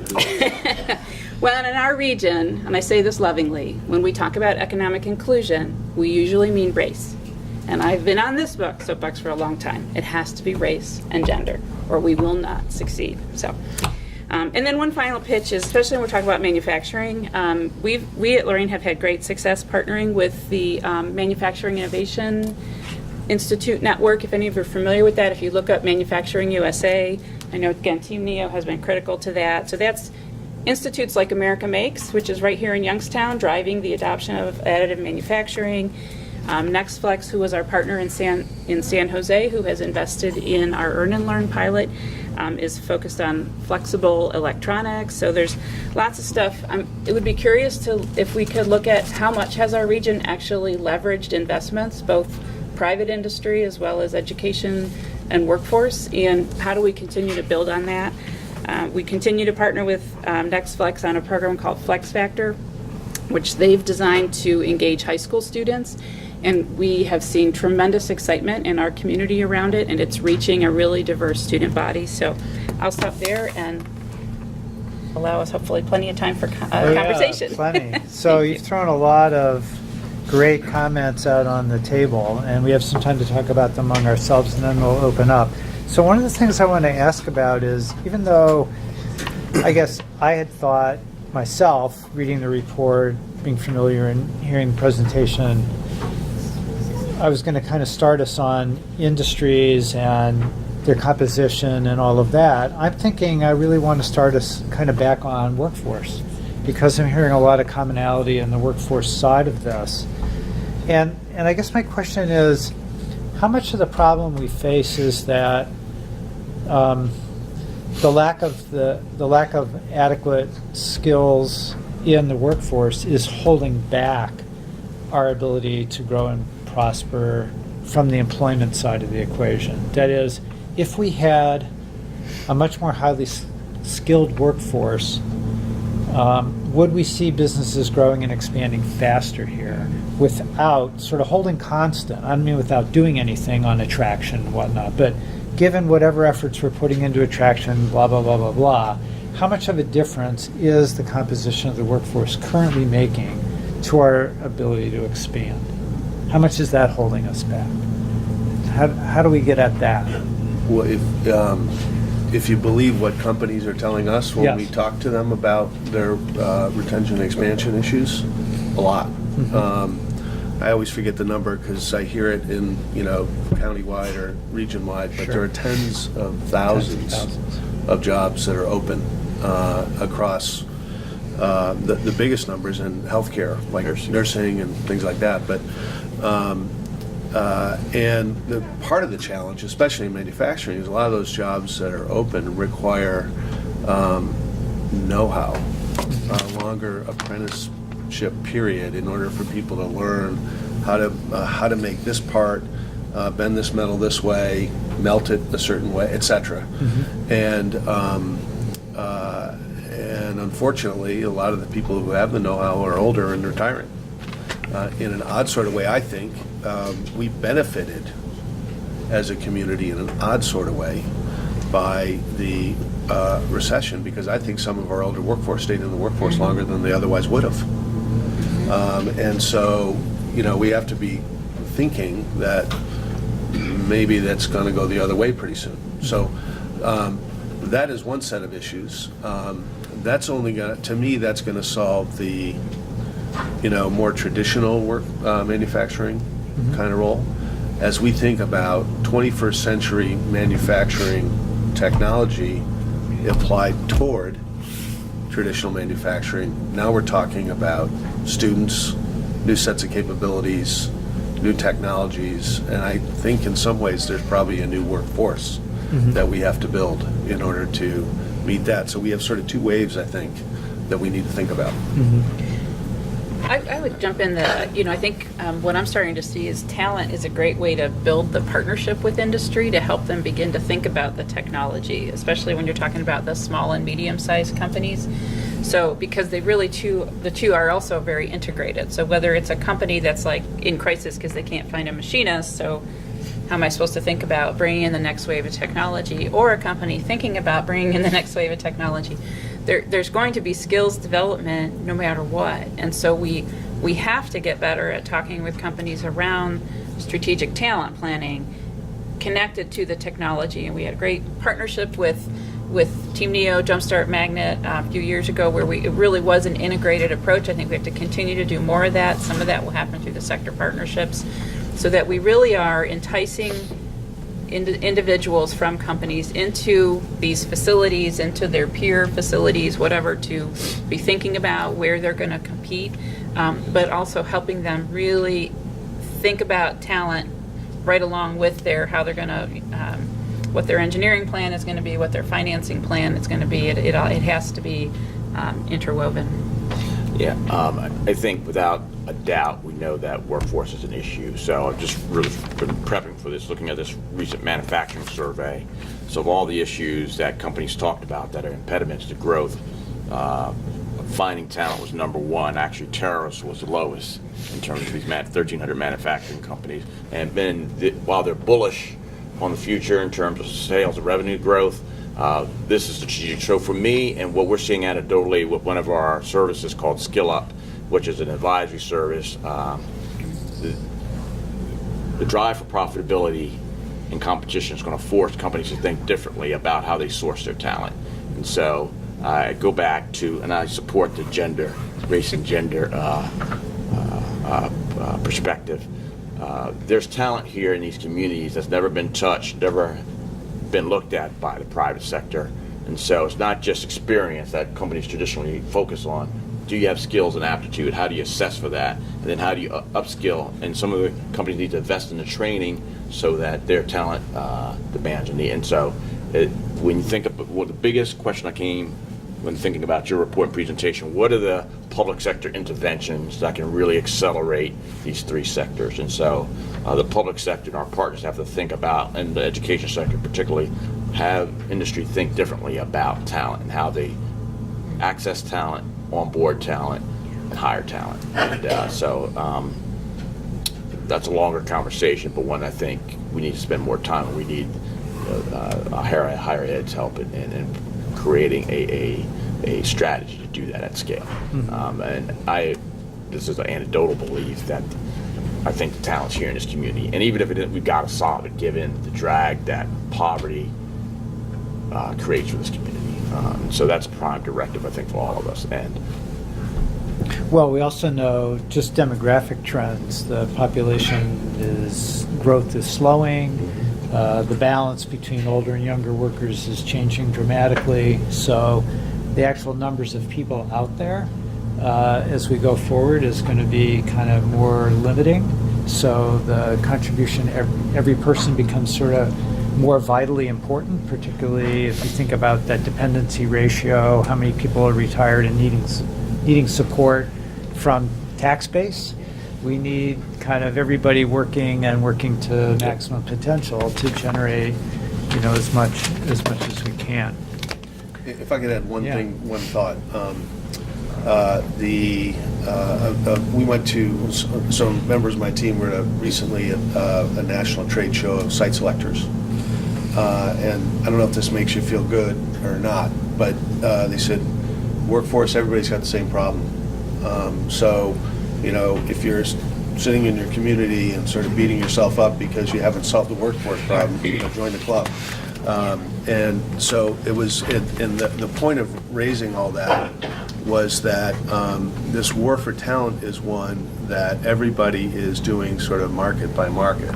Everybody's in theory picking off different workers from one market to the next, and as a country we're not really moving the ball down the field very well. And so the point was twofold. Number one, think about how you use whatever strategies you use.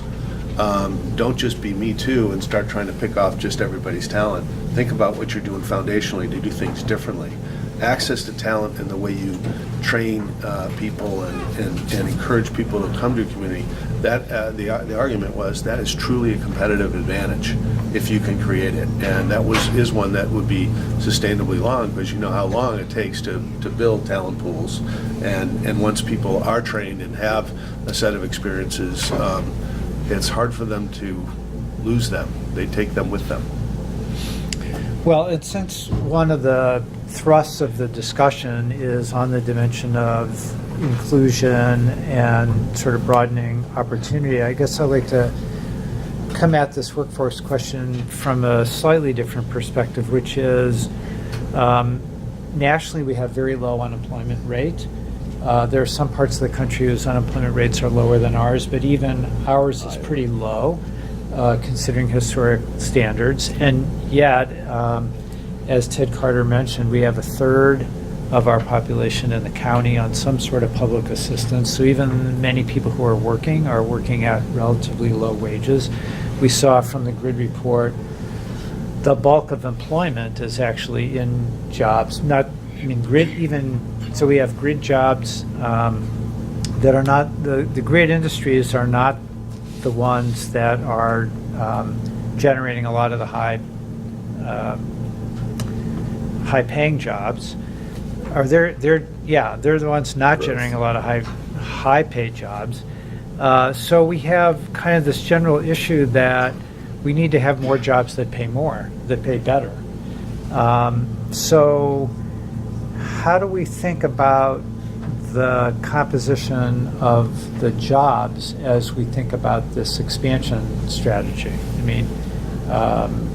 For example, sometimes when, as a consumer of information about development through the lens of, say, the reader of the plain dealer, I'll see stories about companies being incented to create a certain number of jobs on payroll, and they'll get tax preferences for that. But there's never anything about the nature of the pay ranges for those jobs or things like that. Do we need to think more creatively about incentives to bring certain types of jobs? Will that work in the development community, or is it just numbers of jobs that seem to matter?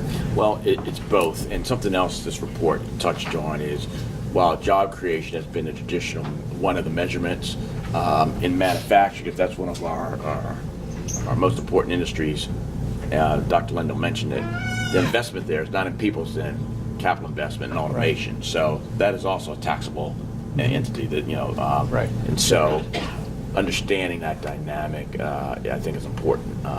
But we are looking at and thinking about how do we support a living wage approach to our incentives. We haven't arrived at a landing point yet because it's a complicated thing to incentivize and enforce, candidly. But philosophically, it's something that a point we want to get to, but we haven't.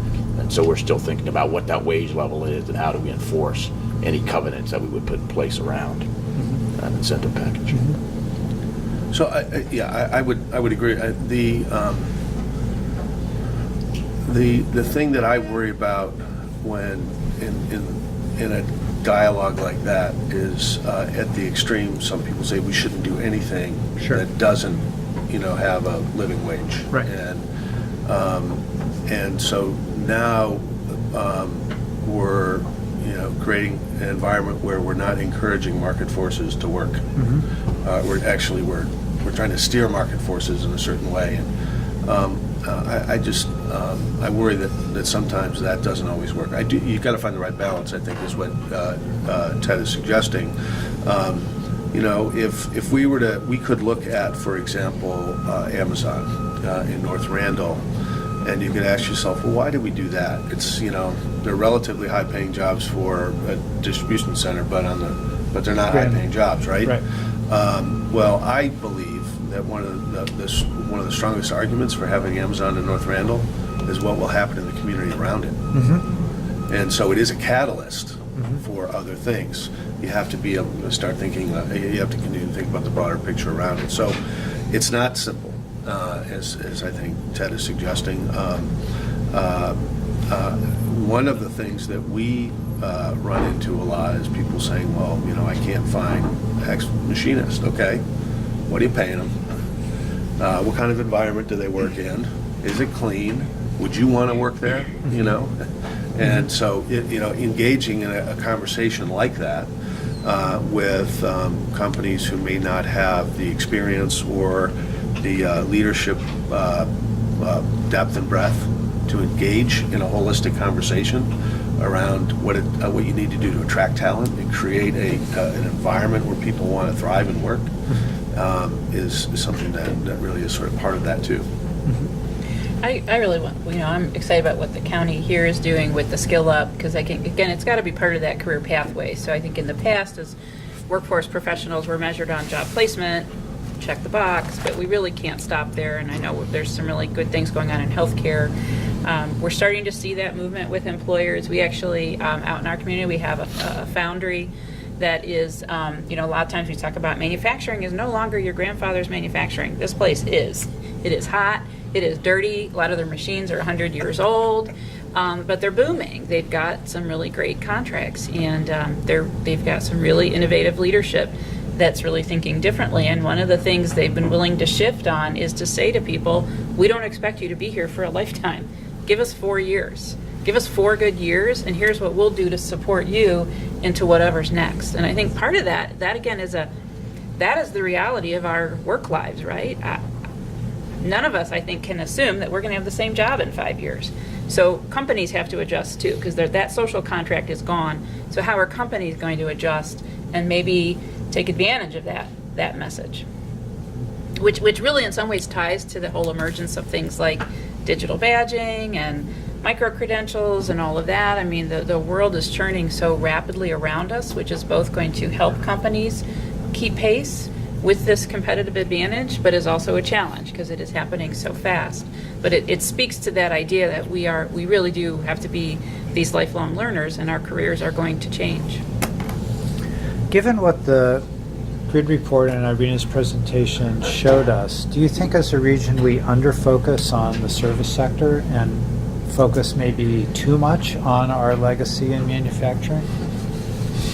I've heard a number of comments today from each of the three of you, all sort of pointed at manufacturing, advanced manufacturing, et cetera. But are we maybe not, are we maybe, yeah, I've said it, are we under-focusing somewhat on the service sector as a place for economic growth and source of good jobs for the region? Well, it's a great question. What's the movie? It's complicated. Because if you look at those jobs, and again, part of the tagline of this is equity and inclusion, how to, again, where the need for jobs is highest, how do you connect that population to those jobs? I think what I loved in the report was downstream of impact of the service sector and the contribution from both the wage and productivity that your analysis outlined. As a newcomer to this region, as we've talked about other industries, I mean, Cleveland was built on manufacturing, so I think there's a default where, and pride, rightfully so, of how this community was built on manufacturing, steel and oil, et cetera. But as we think about the future, particularly tech, and tech underlines all three of these grid, and so that really, I would love to see that more teased out. What's the tech component contribution, again, going to that CBRE data point, which I was very surprised. I got to see if we put that in the Amazon. So we're number 8. We should have looked at us a little differently. But I think it's complicated, and you can't underscore manufacturing, but I think when I look at the 20 projects that we've done during the first term of executive booth, 20 plus, as I was going through it in my head, I love the distribution. So we have a kind of nice distribution across those 3 sectors, but all of them are important. But I think as we go to the future, we've got to build off of manufacturing, because you look at the effort around Internet of Things, right? That could build on that manufacturing legacy and kind of catapult to industries of the future, some of the other things that would drive wage. But I do think the service sector in the immediate term and the skills mismatch is going to be a challenge. Other thoughts on services? I guess I would say 2 things. In our work anyways, if we were to look at the number of projects we work on year in and year out for incentive-oriented projects, the mix is pretty balanced. So I'm not worried about it that way. However, I think the question is a good one to continue to rethink for 2 reasons that we see. Number 1, it's real easy to see ArcelorMittal. Mm-hmm. It's really hard to find Cardinal Commerce. Mm-hmm. Cardinal Commerce is a little building.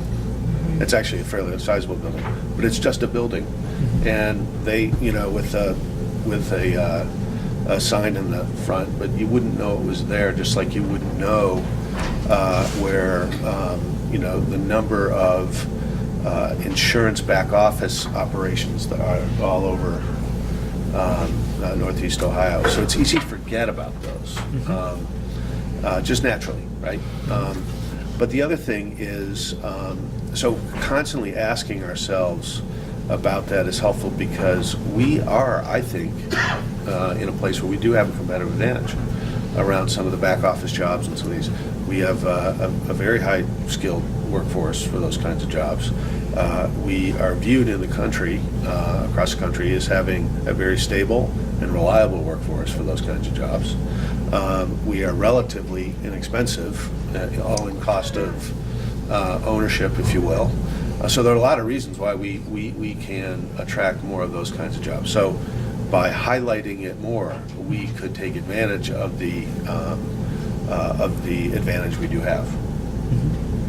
And I would say yes, we're absolutely, just to that point, I just don't think we're, either because the industry itself isn't organized enough, or because it's not the thing we think of and see, but there's a lot of need in those industries. I think of insurance and finance in particular.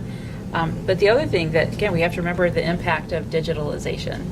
Those are some of the industries that are going to be really heavy hit. So when we think of those people in our community that do have a pathway to a middle class job, those jobs often are going to be at risk.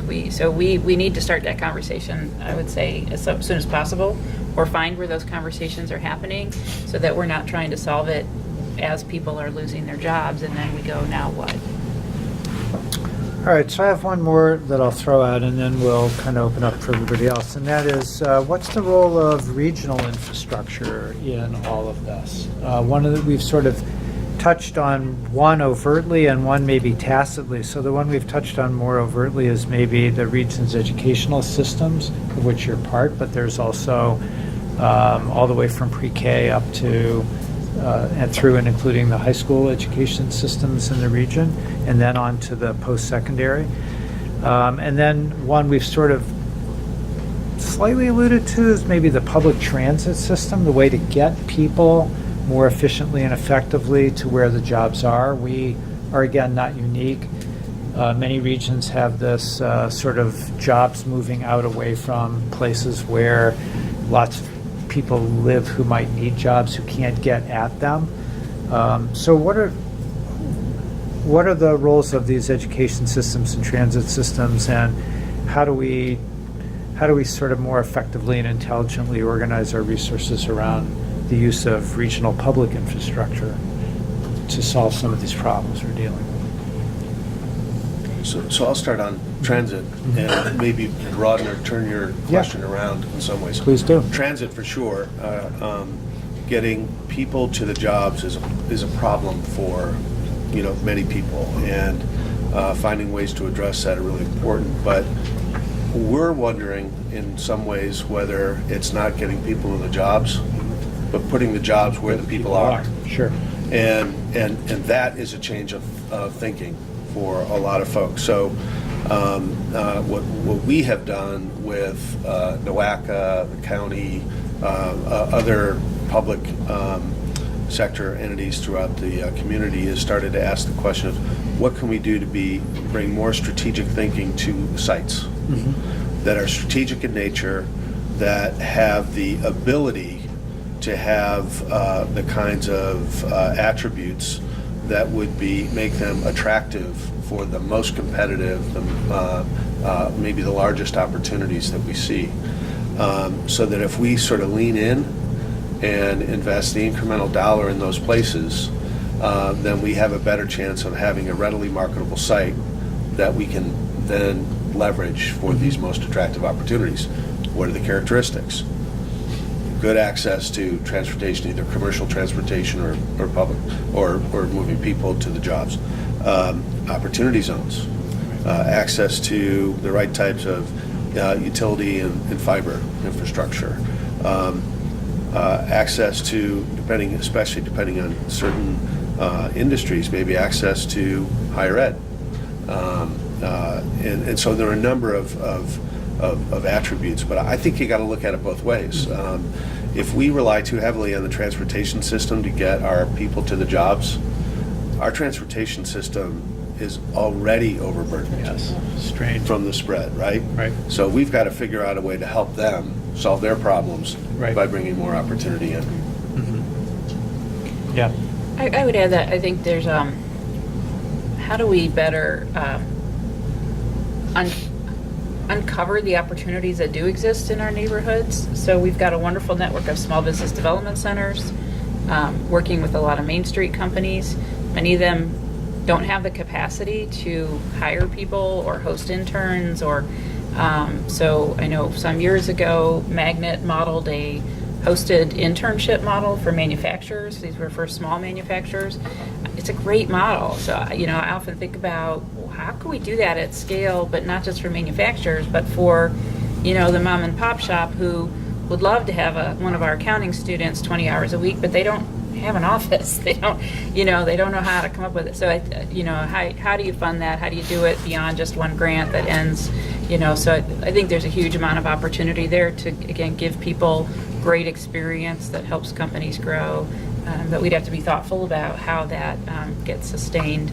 And then again, with our innovation companies, we do have a lot of great people driving new technology invention and adoption across the region. Again, many of them are small. If they do have an opportunity, they don't tend to post the way they do everything through networking. There's a lot of demystifying that needs to happen. I think we're sitting on some great resources that we could maybe more strategically tap into. No, I'll hold mine so we can. I'll weave it into one of these. Okay. All right. So we've had some time to talk among ourselves about some of these issues. We're anxious to hear some of your reactions to the report and to jump in on some of the issues we've talked about or raise some new ones yourselves. So the rest of the time till lunch is your time. So who'd like to begin? Yes. So I actually want to build on something you talked about uncovering opportunities, and I would go back to the way that you asked the question. At least from the standpoint of the educational system, I think maybe one of the things that we need to do is it's a boundary problem, right? Is draw the boundaries of the educational system differently than we have now, right? So right now we have this notion that there's K-12, there's higher ed, university workforce. These things are all separate.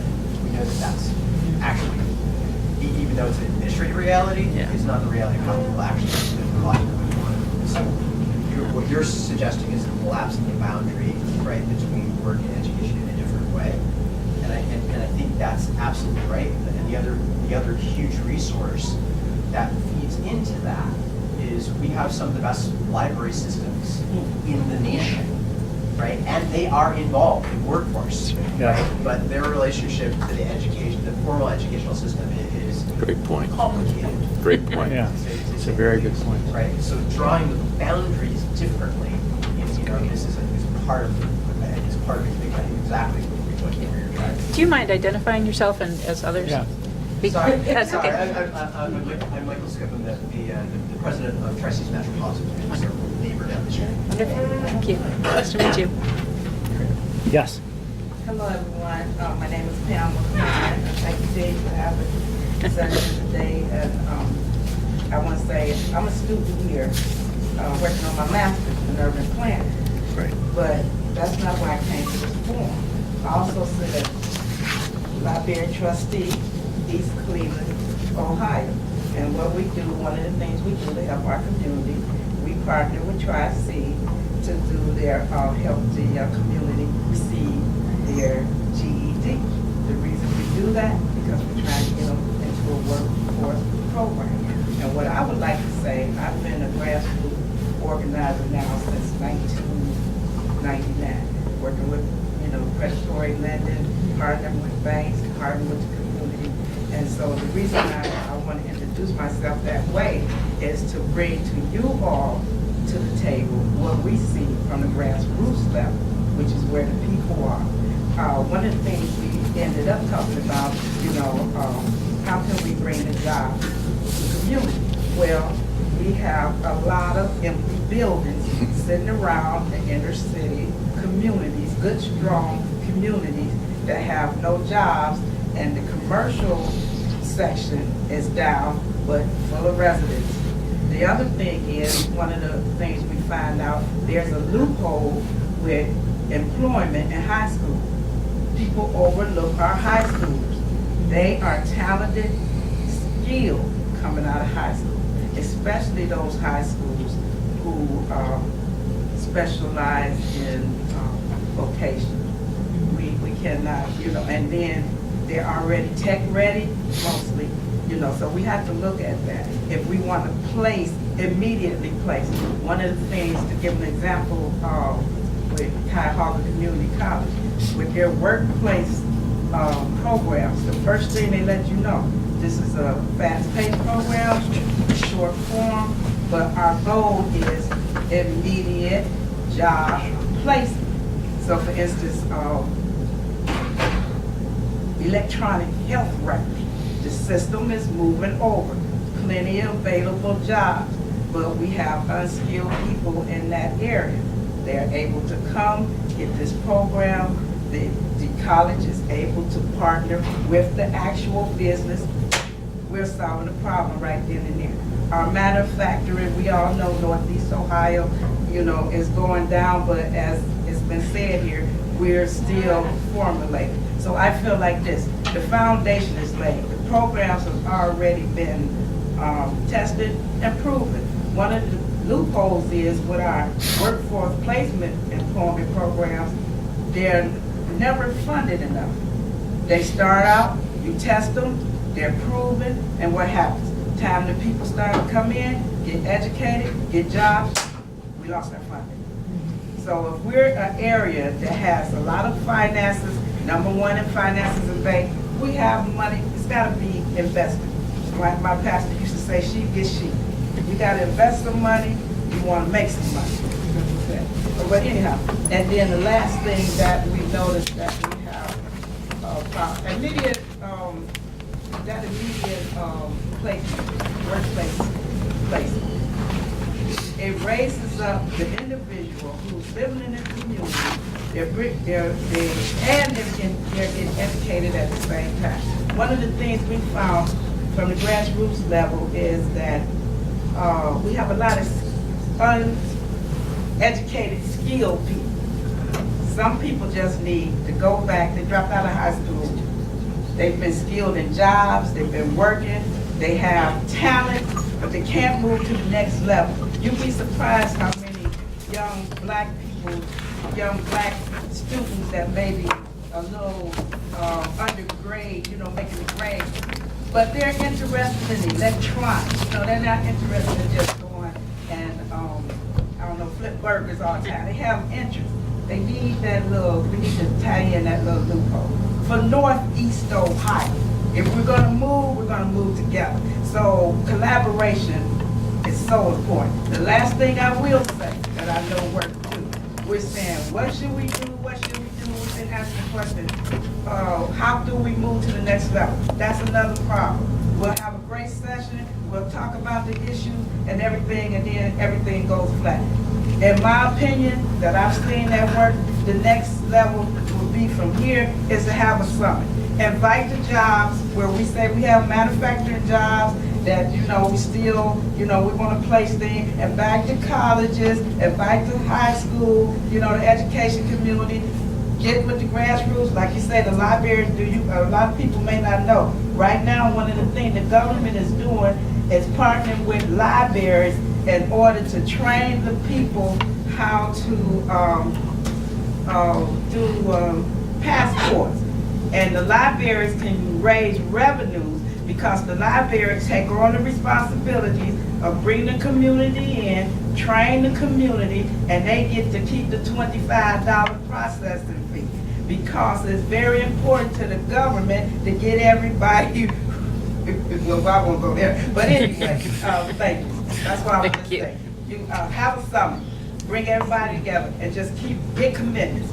Get commitments from the financial community. This is our problem, like you told us that, and just keep going bigger and bigger and bigger, and smaller and bring it in. And I guarantee you, Cleveland and Northeast Ohio will be back on the top again. And don't forget your religious community, because that's what people want.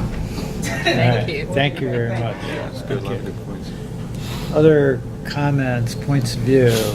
Yes, over here. I have a kind of a data comment. One of the frustrations we have, and I think it's not unique to maybe shared, is that a lot of the publicly or readily available data doesn't drill down as far as you'd like. So, kind of the fresh data we can get is all regional, MSA. When we try to drill down the census tract, we're looking at maybe older American Community Survey or not so readily available. So one thing we'd love to see, and Dr. Lendl helps us with this sometimes, is how can we get down to look at where does the industry employ people based on census tracts? Does this industry employ people from Glenville, or are they all coming from the west side, or Parma or Medina counties? That's one data question. The second data frustration is that a lot of the credential information we get is all degree credentials. And again, it's kind of a function of where you can find it and what's being reported. But more and more, we're learning that we need to really be thinking about those non-degree credentials, that employers tell us are important to them. So a data request would be to figure out how we can find out more in real time of what credentials are being awarded, where they're being awarded, who's holding these credentials, and where they're employed. I would just add to your first comment that also, because I was thinking, how do you track wealth even? Like, how do you track where the wealth goes in addition to the jobs? And you're absolutely right about the credentials. There is the good news. The bad news is you're right. There's no easy way. The good news is both at the state level and national level, there's lots of people trying to figure out how to do that better. It's part of the conversation around industry recognized credentials, which sometimes feels like a chicken and egg conversation because educators very rightly don't want to add costs to students, which industry third-party nationally portable credentials add costs that somebody has to pay for. But on the other hand, without them, how do you track credentials of value more than just, Lorraine can say to someone, you passed, you're blessed, but industry saying that's not enough, we want it. So there's a whole lot of work going on in that space, and hopefully we'll get there sooner rather than later around that. I know Ohio Department of Higher Ed is hoping to track at least non-credit certifications, and the governor's proposal for the budget proposal includes a proposed, I think it's $25 million a year to help the Ohio Department of Education create and track industry recognized credentials. And I just want to address the first question. we need to distinguish, the data are available, the data exists.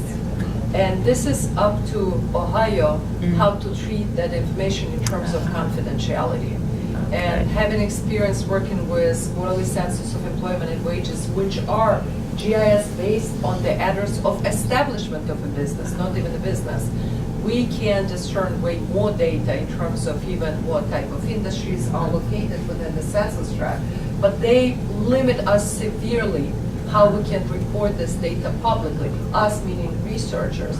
And having experience working with equivalent data in this different state, and Marissa, our researcher, worked for Bureau of Labor Statistics and the national headquarters, it's up to the state create the regulation on confidentiality level of releasing and reporting this data. So to me, it's an actionable item. It's just we need to see how we can keep the balance where businesses wants to protect their identity versus how we can help policymakers, especially in the push of the workforce, and better understanding where resources are and where the demand is. I mean, this would be a great issue for the business community to take up along with community development centers and community development organizations, because the state most likely would, respond to requests if they were more unified and coherent, that it's now more of a benefit to release information so that it can be analyzed as opposed to a competitive advantage to keep it concealed in cases where that's true.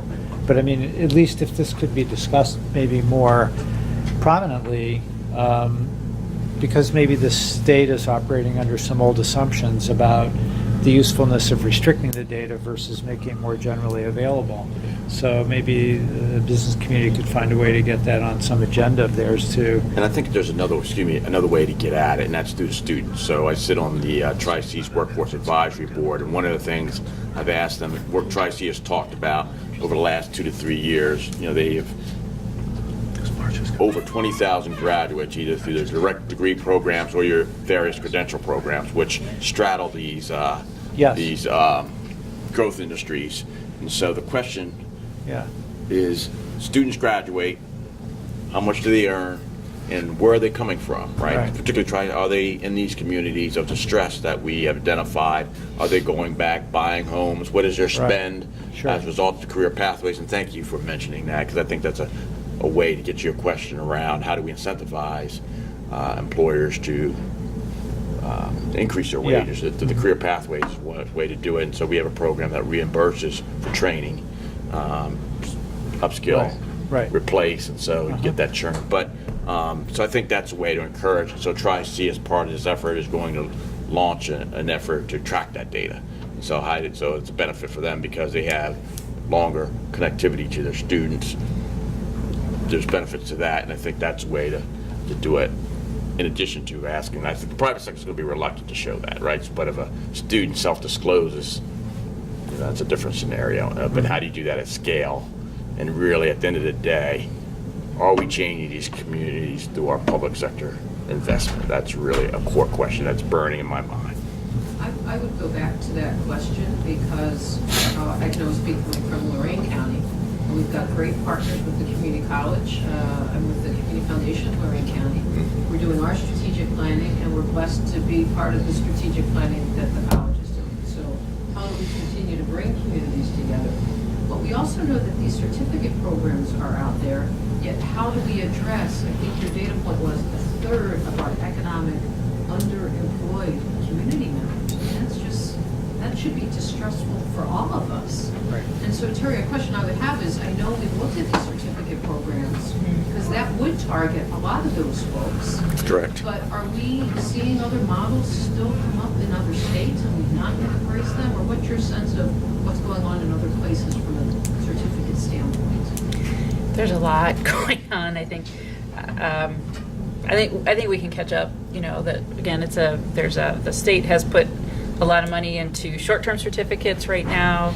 At Lorain, we have opted to do them all predominantly for credit, which then creates some challenges for adults. So now we're going back to, okay, if we do it non-credit, how do you still get people onto a track, whether that's through competency-based education, credit for prior learning, because ultimately we know to really increase people's earnings, you still got to get them onto a track to higher level skills, degrees, whatever. So, and oftentimes that's a conversation with employers to say, look, if we can get them to here with the short-term certificate, can you bring them on? Can you help them continue their skills? So, I would say there is energy going in there.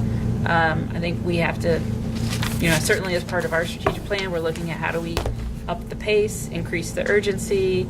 What does that take in terms of capacity and all those support services that need to get wrapped around it? I'm interested, the Governor DeWine has made a big push on micro-credentialing. He wants to fund, I think it's at 10,000 micro-credentials a year. So, yeah, so what does that mean? What's that going to look like? How, there's a lot to be defined around that. But and part of this credentialing issue, I think, is having the private sector look at these credentials differently, right? And value them differently than a full degree. And some of that may be solved by the labor shortage, right? So they're going to be forced to. So I'll be interested in hearing your perspective. Do you think that's a problem? How do we change that marketing? That personally, I think it'll be a problem if we say a micro-credential, you get a job and you're stuck at $11 an hour and you can't go anywhere. Then we have failed. So it's got to be tied to micro-credential, gets you into the skill-up program. And then we've made it easier, for me to then go on and get the next skill and the next. So that's where, again, that industry leadership's got to be really important because they have a much stronger voice. I would just add the PS, forgot to mention the Center for Community Solutions and the work they're doing with regard to the benefits code. Yes. Again, we talked about folks that are For sure. using these services, and we should applaud that, but how do we continue to put those paths in place to continue? Great point. Yes, and then you, 1, 2. My name is Brian Gleiser. I'm Economic Development Director for City of Richmond Heights. Previously in my career, I worked for Cleveland City Planning and also University Circle Incorporated. I want to get back to what Bill was talking about. How do we bring businesses to where the people are? Because my experience, the hurdles we have to overcome with development sites where businesses have been. You've got dirty sites, and then you've got all the bureaucracy to deal with. I've had a couple of experiences in Richmond Heights where we have companies that want to come in, and they're on a private sector schedule, and they slam into the public sector schedule. And that's why they locate out in Solon and beyond. Clean sites, you don't have that public input that says, we're afraid of anything new coming in. And then, the communities further out are also much more organized, if you will, in terms of the incentives. Solon has it down to a real art and science. But that's bring the companies in, I think, would solve a lot of problems that we're talking about, inclusion, as well as reuse. The UCI, the University Circle Inc. model, which we did, which caused some public consternation. We had this fantastic land bank. And so land was assembled first, and then when the institution, the consternation that caused is that when UCI and its ancient history bought up houses and buildings and knocked them down and cleared the land. But when the institutions were ready to build, you had cleared land under one ownership and things could move very quickly. So in terms of creating land banks, whether real or virtual, where you've got it up there in the data that here are the sites, they're available, and the secondary piece of that that I would really recommend to Team NEO and the county is training for the economic development gatekeepers, where there's a lot of us out there in 59 communities just in Cuyahoga County, and we're struggling at various levels of sophistication in terms of what incentives are out there, how do you match people to open jobs, and so when Team NEO, when I get the notice that there's a company looking, and sometimes the land they're looking for is too big, but then we start scrambling in terms of learning about the new incentives that are out there, building into or building off of your larger strategy. We read about it, but I think it would be interesting, at least, to have some training for the economic development gatekeepers across all the communities in Cuyahoga County, if not the larger region, just to get us all on the same page and understanding what actually can we do in terms of incentives, matching people to jobs, land assembly, financing. Thank you for that. We've recognized in a number of ways over the last couple of years that there's a great need for education, especially around sites. The understanding or appreciation for how the market's expectations are changing and how that relates to what we have is very wide. And which is why we started this priority sites idea now. In Northeast Ohio, the 18 counties, there are probably 6,000 sites. And the amount of time, resources, et cetera, you need to begin to, prepare them is vast, and we don't have enough. So we have to think about how we lean in. I'll give you one simple example of the kinds of things that we are doing. Is anybody here from Akron? Okay, so the Goodyear site in the east end of Akron is huge. There's a bike path or a walking path that goes right into the site, but it ends where the site, where the facility was, and has never been filled in. So right now, people want, in the inner city, they want walkability, more millennials.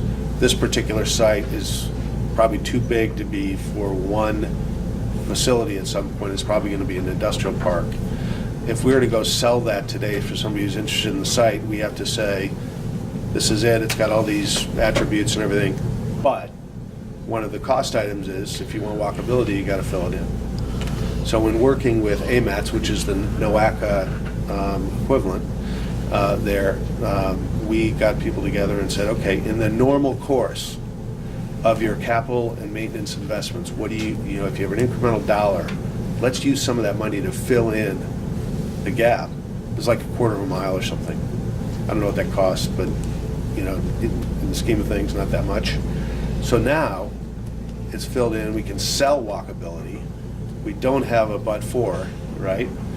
It's now it's an asset or an aspect of an attribute that we can sell. How many of those kinds of opportunities are there when people, stakeholders in a community, get together and let's be smarter, more thoughtful about those where we have the best opportunities, and that's how you then take the dominoes one by one, right? Yes, sir. Chris Robin, I'm a master's student here. I just want to kind of bring attention back to the whole inclusion factor, because I have to say, it's a little frustrating. You see in planning, things get siloed, and we talk a lot about the focus on which industries to focus on, workforce development, a lot of education stuff. I feel like this conversation kind of overlooks the fact that the driver industry is very present and here and now, and it's booming, and there are communities that should be benefiting from just the fountain of wealth. Like, I'm going to pick on Cleveland Clinic because they're really easy to pick on. They're great, but there should be, there's wealth gushing out of the Cleveland Clinic, and Huff and Fairfax should be seeing that. But the way the built environment and land use is treated, all that wealth is being piped out to exurbs. So this whole region has not lost any population, really.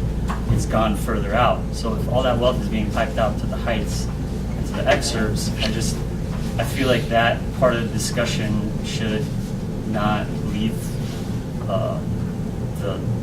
I feel like we shouldn't exit that part of the discussion. It's a little frustrating that all the talks about inclusion are about how to do programmatic certificate programs, but the neighborhoods are broken where the wealth and jobs are right now. So that's a land use and built environment issue.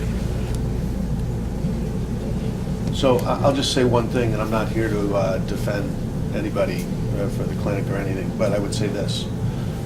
We know of work that's being done in the Opportunity Corridor with the clinic, who's done a series of things and wants to do more in those parts of that community that are tangential to their facilities. They have a very noble effort underway. Access to the land, access to, making these sites more readily available and properly prepared, and all those kinds of things are not easy. I mean, in some ways, I say economic development is not sophisticated, but it is definitely complex. And so that's what they're finding in some of it. And so I would just say yes to raise the issue, but don't lose faith. Yeah, I just add to that. Thank you for your passion for saying it, because that takes courage, and particularly to say it in a public forum. I think you have to look at the arc of the city and an institution like the Cleveland Clinic. So when the facility was established and built, and I think, as Bill said, there's an awareness that more needs to be done. And so your generation, this moment in time in our country's history, I think is going to create new opportunities for us to create stronger cohesion between anchor institutions like the Cleveland Clinic and the community. And so that's, our job as public sector and public and civic leaders. And so I think Cleveland has really forced this issue to be top of mind, and I think the Cleveland Clinic is definitely thinking about it differently.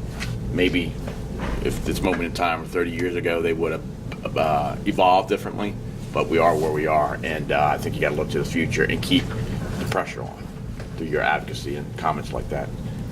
And I would agree in the sense that that was one of my thoughts was, when we talk about wealth creation, I think, again, you have data that there's a formula behind what you mean by that, but how do we articulate that? What are you measuring that? Is it just jobs?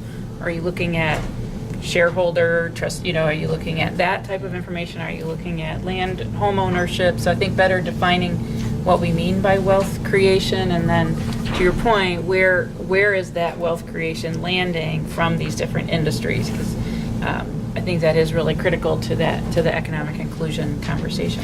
And you're aware of two of the community organizations that Cleveland Clinic has in some of these communities. The laundry service that is employee owned, and the greenhouse. Are you aware of those facilities? The Evergreen. Evergreen, yes. Evergreen Yeah. Yes. And so there's an opportunity where a major company was displaced by Evergreen, and the clinic is outsourcing their laundry services, which is not an insignificant contract in contribution to the competitiveness of that institution. So that's in the community and spinning off wealth. And that's one example. No. Okay. Other questions, issues, angles of discussion? There are still questions now. Yeah. I'll address them. Yes. Hi, Melissa Burrows, City of Cleveland, Director of the Mayor's Office of Equal Opportunity. I just want to make just two general comments. One around Opportunity Corridor.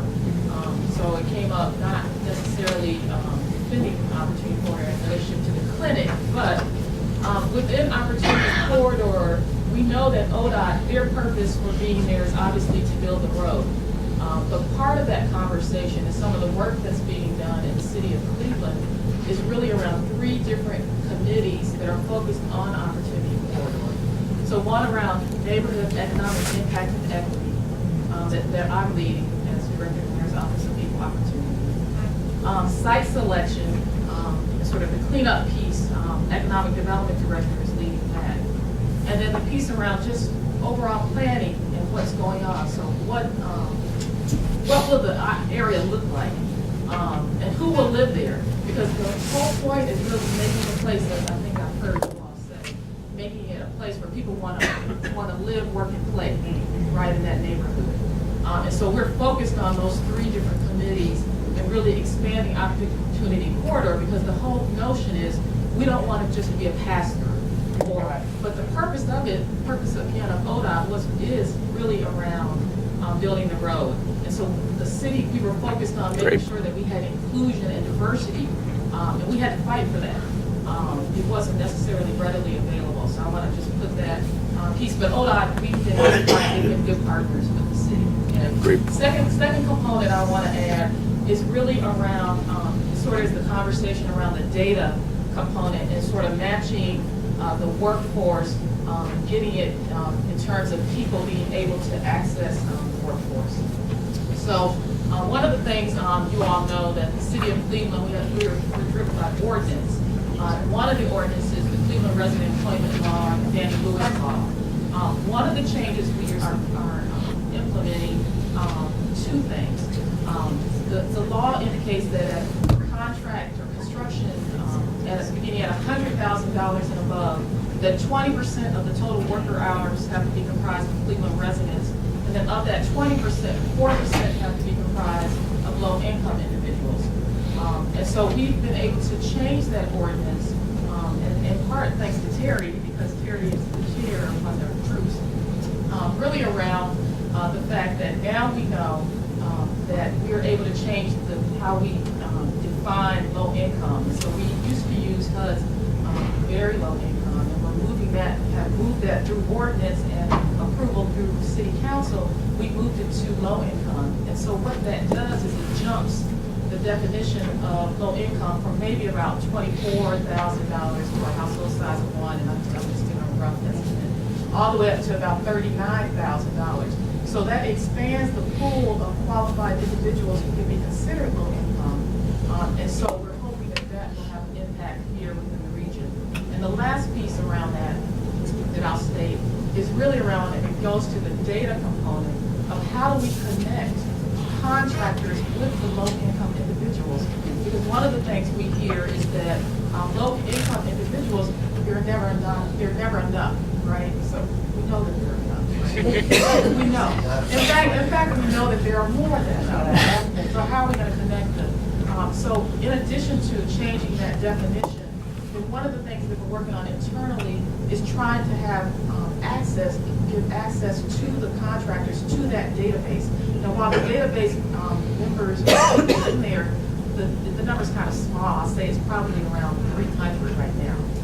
But we are probably going to have to ask the low-income individuals, and I'm just using that term because that's the definition that we're using. We're trying to be able to have the low-income individuals either give us permission or at least give their information so generic so that the contractors can access it. So contractors should be able to go on a site somewhere. I just keep charging our technology department. They should be able to go on a site within the city of Cleveland and access the name of that low-income individual. We should get rid of this bureaucracy so that the people can actually get to the jobs and contractors can get to the people. So we're just trying to work through some of those measures. Great. Well, thanks very much for. I just want to address a couple of things. Yes, just to provide maybe additional piece of data because there were a lot of great points and we're very grateful for that. So when Mark asked to discuss the question, are we really focusing maybe too much on manufacturing? And basically we're saying that this region was built on manufacturing, there are good skills, there are tons of soft skills that are really of value nowadays here. I just want to bring additional point of data that gives a deeper understanding manufacturing versus service industries and what they mean to the region. So when we're talking about manufacturing, we also should understand that the manufacturing has a longer, broader, wider supply chain, and a large portion of that supply chain, especially for manufacturing that are part of this overconcentration, part of economic base, is here. And that's the notorious multiplier that measures how many jobs for single manufacturing jobs are created within the region because they buy services for the supply chain companies within the region. And the manufacturing multiplier is around that for each manufacturing job, we create from 1 to 2 additional jobs within the region in the supply chain. Service industries have much smaller multipliers because if you even think what a lot of services are, what financial services are buying, maybe they're buying some data, pens and pencils, and some computer services, but the manufacturers are buying the components and the energy, and so service industries have between like 10 industries create maybe 2 additional jobs, or 10 create maybe 5 at best additional jobs. So when we're thinking about the employment base and how we should consider this part of economic base for the region, the manufacturing itself is basically has this roots that it carries within the region. So that's one way to look at the manufacturing services. I also want to say that we didn't put these labels on it, but what a lot of discussion in this room was about the reports that we did and the data, which is on a higher regional level. And this was intentional to understand where we are compared to the state, to the nation, and this is how it's necessary to do analysis to understand it. But we actually discussing a lot of issues that relates to this knowledge on the community level.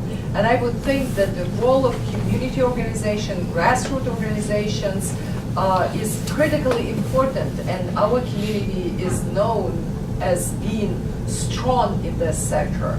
And the part of the goal that I was asking, what's missing and how to apply this, the intent today was for providing this information to community organizations, that if they are having within their neighborhoods companies that are within those financial service sectors or manufacturing that is growing, they inform that these are companies that potentially are expanding and might really look for the additional employment in the future. So this is basically a connection of this information to a very grassroots effort and organizations who are doing this. And in addition, we are happy to come if you have this need for us to come and disentangle this on a more gradual level, on a more lower regional level. We're really happy to respond to your requests.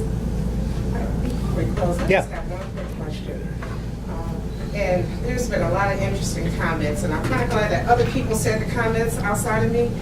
Terry knows that I have a certain way with words. But are there any studies that actually address inclusion in these economic drivers? Like, I came to this forum for a different reason, expecting a different outcome. I think that there was really a great wealth of information that we all needed to hear. However, I'm walking away still having the question of the inclusion piece in the economic drivers. And I don't know, maybe there's information out there that I'm just not aware of, or there's studies that have occurred that I'm not aware of. But I would really like to know if there's actual studies out there, because we find that a lot of things don't move unless there's data to support it. And so I heard about, the challenges as it relates to the census tract, but there has to be a way to really, until we do that, I mean, we're not going to move this needle in this region, not just in our communities, but in this region as a whole, until we really start to peel back this onion, peel back these layers, and really identify those challenges, strategic plans on how to overcome those challenges. And I'm sure there are pockets of success stories all over the region, but for me, that's what's missing at this point, is really that information and how we move to the next level. So I can start answering some aspects of this question. So when we talk about the inclusion, it's a lot of layers to the inclusion. And to answer directly, there is no one answer that's saying, okay, this is specific drivers and this is how they exercise different aspects of inclusion. It doesn't exist right now in this form. However, there are some components that we create some clue to the answer from other studies or done by us or by other organizations. So, for example, I think about 2 years ago, the Fund for Academic Future, they look at not as much like a regional Northeast Ohio studies, but they were using like Brookings studies, and they applied them to Northeast Ohio, and they just look at the different sectors that are important for our region, and they were looking at the racial definition and the salaries divided by race, by gender, by educational level, and as much down they were able to go with the data were manufacturing. So again, we're back somewhat to a question that the data are available, at least at the more granular level that we can reveal publicly. And that's one part of the question. But another part of answer to that is we are finishing another study on Greater Cleveland Regional Transit Authority, and this study has two components. One, we calculate economic impact as organization creates in this region, but another big component of that study answers different questions using also very data-intense techniques on does transit help to connect, for example, people and jobs. So in this particular exercise, we took top 20 census tracts that has the highest concentration of population and highest level of poverty, and no surprise that these census tracts are primarily within the center of the city of Cleveland. And we look at top 20 census tract that has the highest concentration or highest number of entry-level jobs. And again, our basically assumption was, if these are people that probably don't have jobs, most likely, and we look at the data, they don't have vehicles, how much they rely on the public transportation to connect them to the job hubs where they can have taken this entry-level jobs. So we run statistical models whether the time that takes them through public transportation to get from place of living to place of job matters, and whether it's statistically significant. In our terms, it understands, is it really matter that if people use good public transportation, fast public transportation, is it make a difference that they can enter those jobs? And the statistics gave us an answer, yes.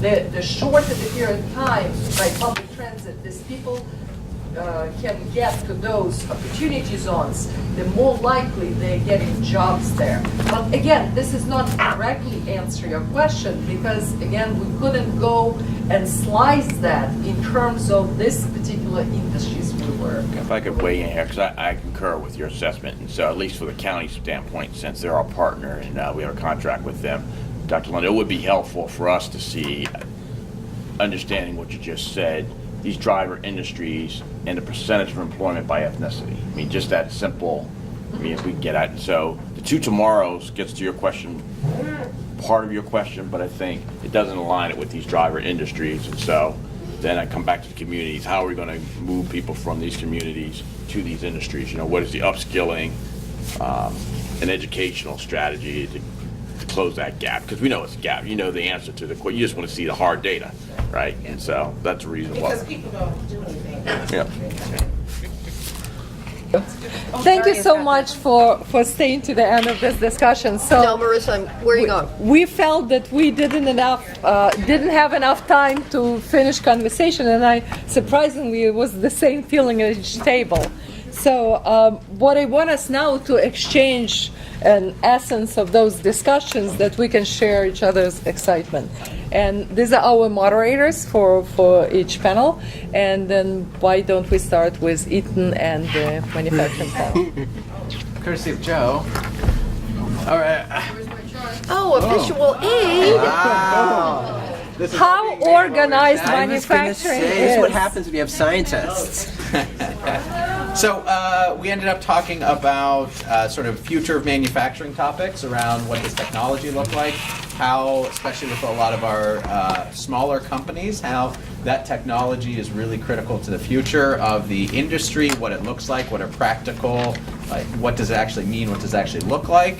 And we talked about some of those technologies such as robotics. We talked about some of the Internet of Things technologies, not just as a buzzword, but as real topics like traceability, and we talked at a higher level around the adoption and how critical adoption of these technologies are. It's great to have invention of as well, but the adoption is the thing that our companies really need. And then we switched and we talked a bit about the workforce needs and what it means not to have those skills necessarily, but what is the gap, what's causing the gap, how can companies think differently about approaching that gap, and what that means for, independent of whether you adopt this technology or not, what it means for the future of manufacturing if we don't adopt apprenticeships, and we really got into a lot of the details around the barriers to adopting workforce type solutions to help manufacturers. We talked about a lot of things. It was a very good conversation, so thank you to the room that we talked about. Those are the gist of the conversation, and I don't know, Irina, would you like?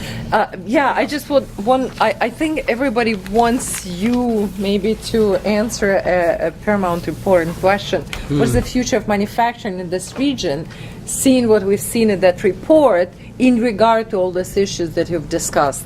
So we know that we are losing share of manufacturing, but we still see that about half of our traditional legacy manufacturing is thriving and creating enormous wealth. It's just in a smaller quantity.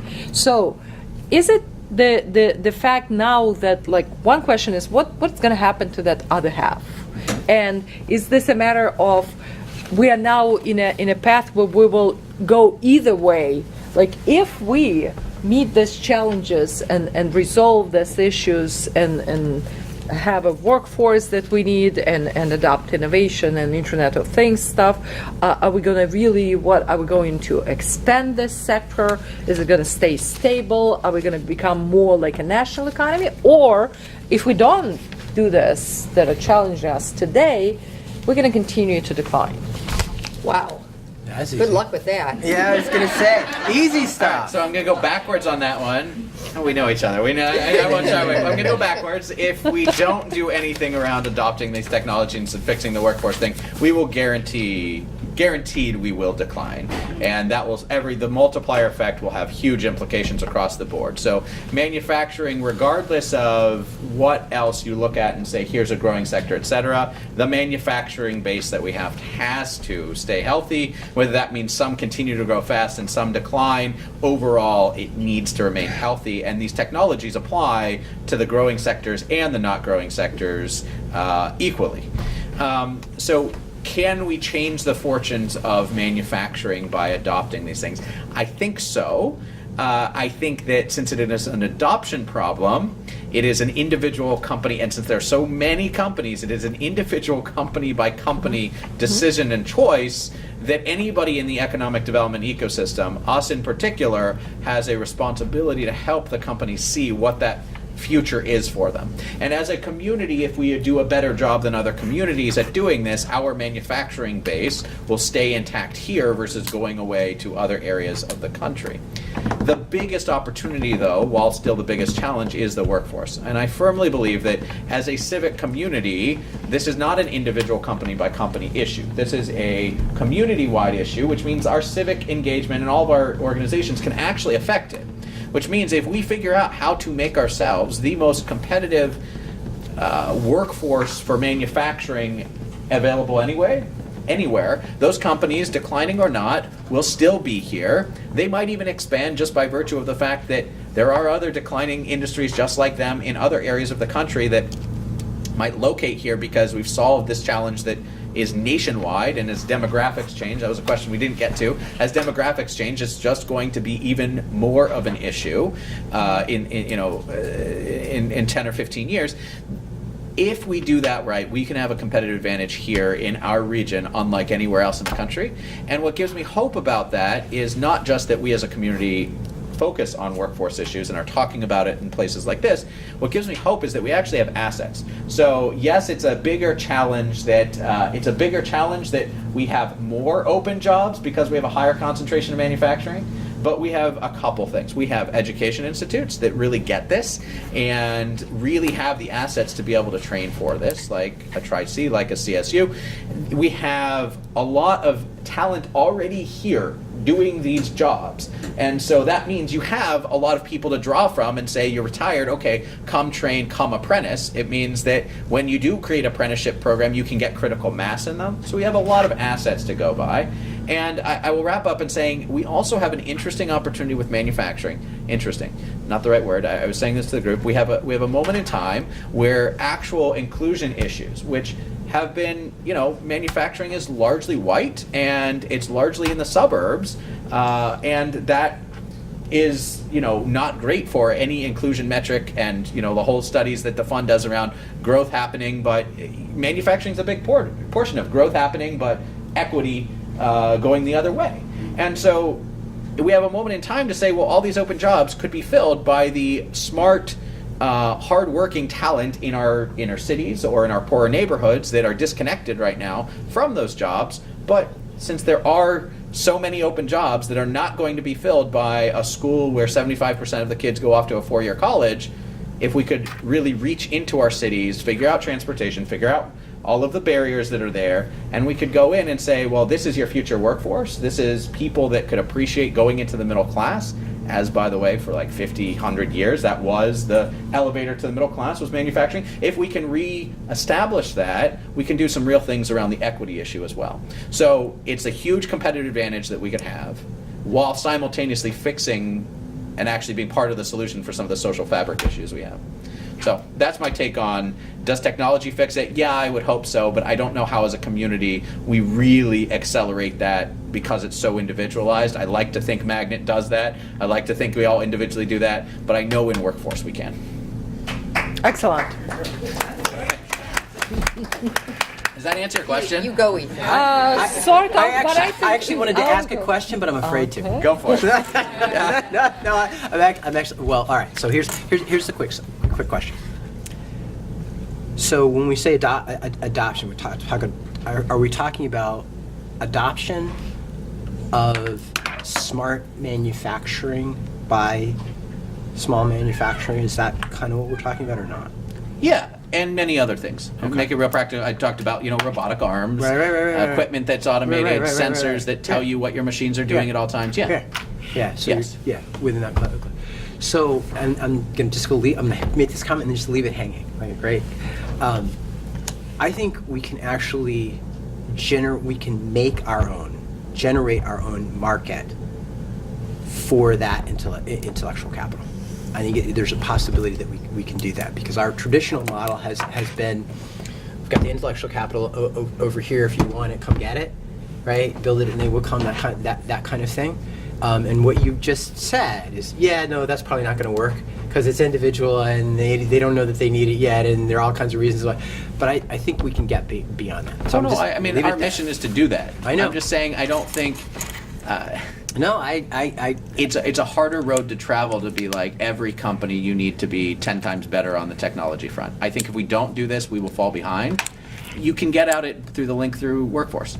I mean, you can, if you assume that to adopt these technologies, if you're in a plant and you're like, boy, a robot could do this, and you're the only one there that knows that a robot could do this because you were trained at an institution that taught you about robots, and again, we have a critical mass of these, that sort of training, it's entirely possible that people from within the company would innovate more than with outside their company, which is the nexus of, if you invent the technologies, you now have people that understand the technologies going into the workforce who are being trained. So I agree with you that there is that very interesting nexus that by focusing again on the workforce, we can get there. Yeah.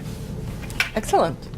So continue the conversation of the workforce. Thank you for that. We'll Well, turn the floor to actually, Daria. even though Marissa thinks we talked a lot about workforce, I would beg to differ. I had a table of experts in community and business development. So I was the least experienced person at that table moderating this discussion. So I learned a ton.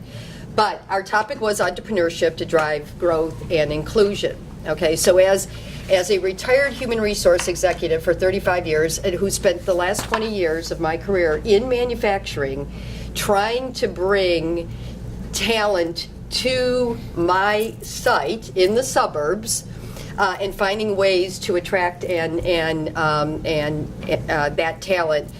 This was kind of a whole flip for me. Okay, so this is entrepreneurship. So my question was, we started off by talking about what were some of the surprises or ahas, the things that you came out with today that you can go back and use in your day job. Then we went to define the role of entrepreneurship, not necessarily startups, driving growth, and do we train people to be entrepreneurs? Do people know how to do this?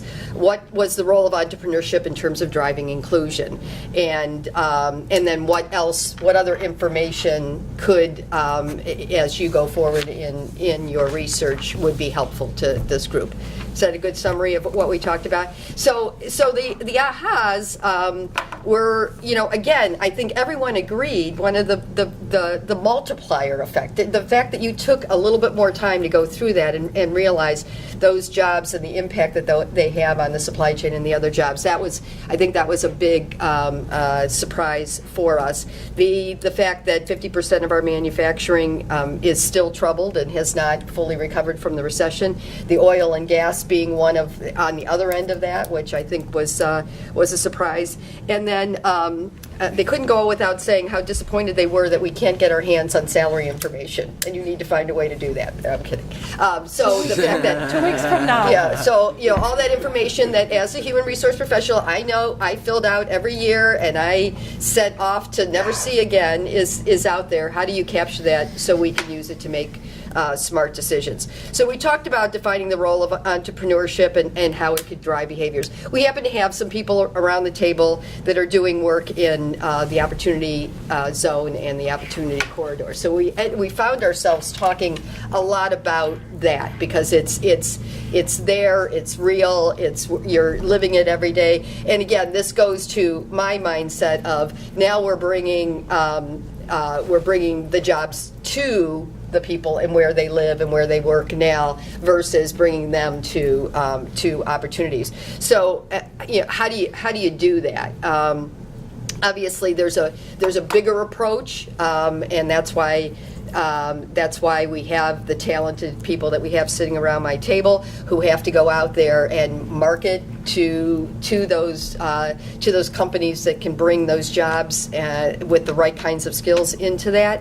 But we also we believe there's three pieces. So the bigger companies that can bring those jobs into those areas that have not, whether real estate or or corporate-wise, have not been developed. We have the mid to small entrepreneurs that we feel are out there that we can assist in developing skill sets to help them learn how to take their business to the next level, putting together capital planning, putting together human resource planning, and how do you grow that? I'm an entrepreneur. I know how to do this. It's the only thing I've ever done. But do I know? I'm not going to go out and ask for help. How do we get that help to them to help grow that business? And then we believe there's this population of people who are self-employed or very, very small entrepreneurs who are in that community. And is there a way to find out who they are and what they're doing? So that kind of went back to another piece of information that would be interesting to help drive that. So we do obviously believe entrepreneurship can drive growth, and obviously we talked about inclusion in economic diversity, in race and gender and education, and even veterans. We do believe our biggest opportunity to drive inclusion in this particular example that we talked about was certainly race, and that's where okay, ladies, and gender. I had to say those two. So again, I think in terms of what other information, everyone felt that there was something they could take away and take back to what they do. Obviously, the energy in the room was very obvious that people have a lot to say about this and have a lot of their stakeholders to it.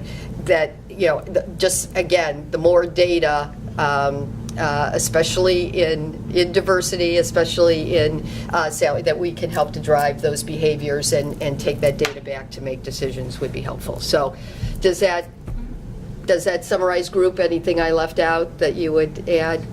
So thank you for your participation. It was very enlightening. Very interestingly, it echoes some of the issues It we does. discussed It just does. across the room. Yeah. And I mean, honestly, we didn't hear what you were saying. So. No, we did care what there was. So Not here. Yeah, we didn't. Yeah, there was a lot of chatter going on Yeah, over there. there You had was. plenty There to was. talk about.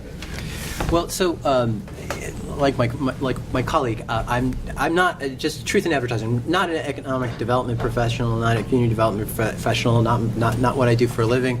I know a little bit about education, but mostly lived experience, right? And so I say that by way of saying it makes me. I am by training actually a rhetorician, so it makes me pay attention to the language people use to describe things. And so we had an extended discussion. Even though we ended up at entrepreneurship, but we didn't start out there. We did an extended discussion first about this notion of the skills that are needed and that are suggested by the grids, and we learned, I would say, a new, not term, but a new phrase, courtesy of Pam, right, which was skilled, not educated. Right, and so we said, okay, let's unpack that. What does that mean? Skilled but not educated, right? And what it's really referring to, right, is a base of talent in our community that have things that have a set of experiences, right, and specific technical knowledge that actually does have market value, but has not been identified, that has not been formally credentialed. Right. So in our world, in the higher education world, we talk about credit for prior learning, but credit for prior learning is about this much of what we do, right? And 95% of what we do is credentialing, and primarily, frankly, around academic skills, not necessarily around things that have direct value in the workplace.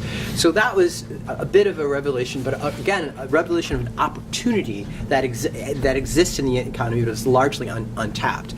We talked about the relationship of that skilled, not educated, to soft skills, and what do we mean by soft skills? And of course, when we're talking about soft skills as really a prerequisite to entry and maintaining employment on one end of the workforce spectrum, but at the other end of the workforce spectrum, right, in the example we used of big law firms or big consulting firms, soft skills are immensely important, right? At that level, it's no longer about a narrow set of technical skills, right? It's about a network of relationships, right? The ability to deploy social capital, all of that, right? So we talked about that.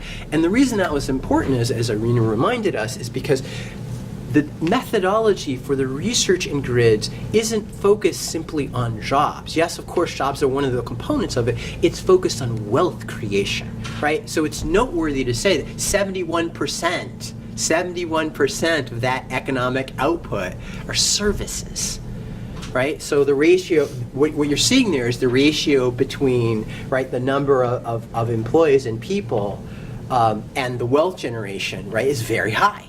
Right, and that's what you want, right?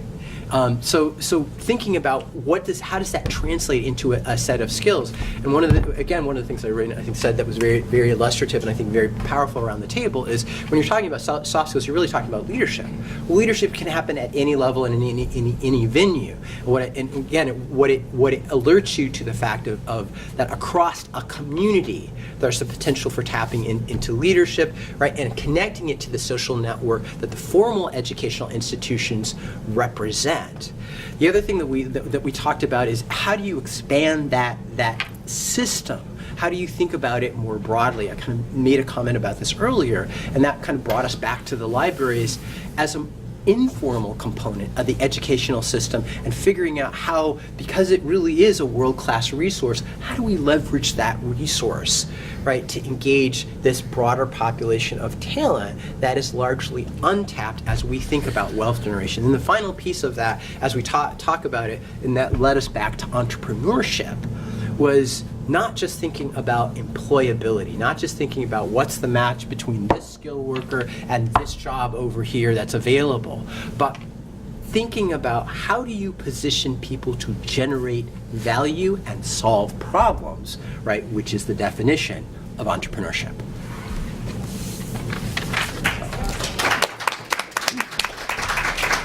So I want to thank very much everybody who stayed this late and contribute to this wonderful findings. And at this point, I want to turn floor to the Dean of the College for concluding comments. Well, thank you. And thank you all for staying. I sat in as much as I could, other meetings and duties. And I was compelled by what I heard. Inclusion is not easy. We have various facets of economic development, workforce development, educational attainment. And what I heard today is that you have to do it all. And you have to do it somewhat in silos, but you also have to have cross-sectional work. And that's what I think I'm taking away from it, that you can have silos, but build the bridges across the silos so that they function productively for people. And if you focus in on people, good things will happen. So thanks again, and I hope you had a great day. I know that I did. Thank you. And before we leave, really, I want to give a huge credit and thanks for this whole event and this study happened. First of all, a great team of graduate assistants to the center. All four of them are here. And they contribute intellectual value, hard labor. This is how we exploit and train them.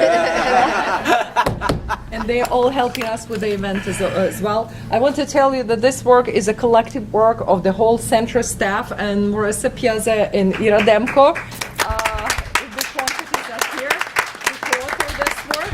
And I also want to tell you that we are here in a community for all of you as a resource. And we would love to follow up with you. We would love to keep connecting with you. This PowerPoint and the paper about this roundtable will be distributed to all who contribute and came here. And we look forward to see you here again. Thank you very much. Thank you.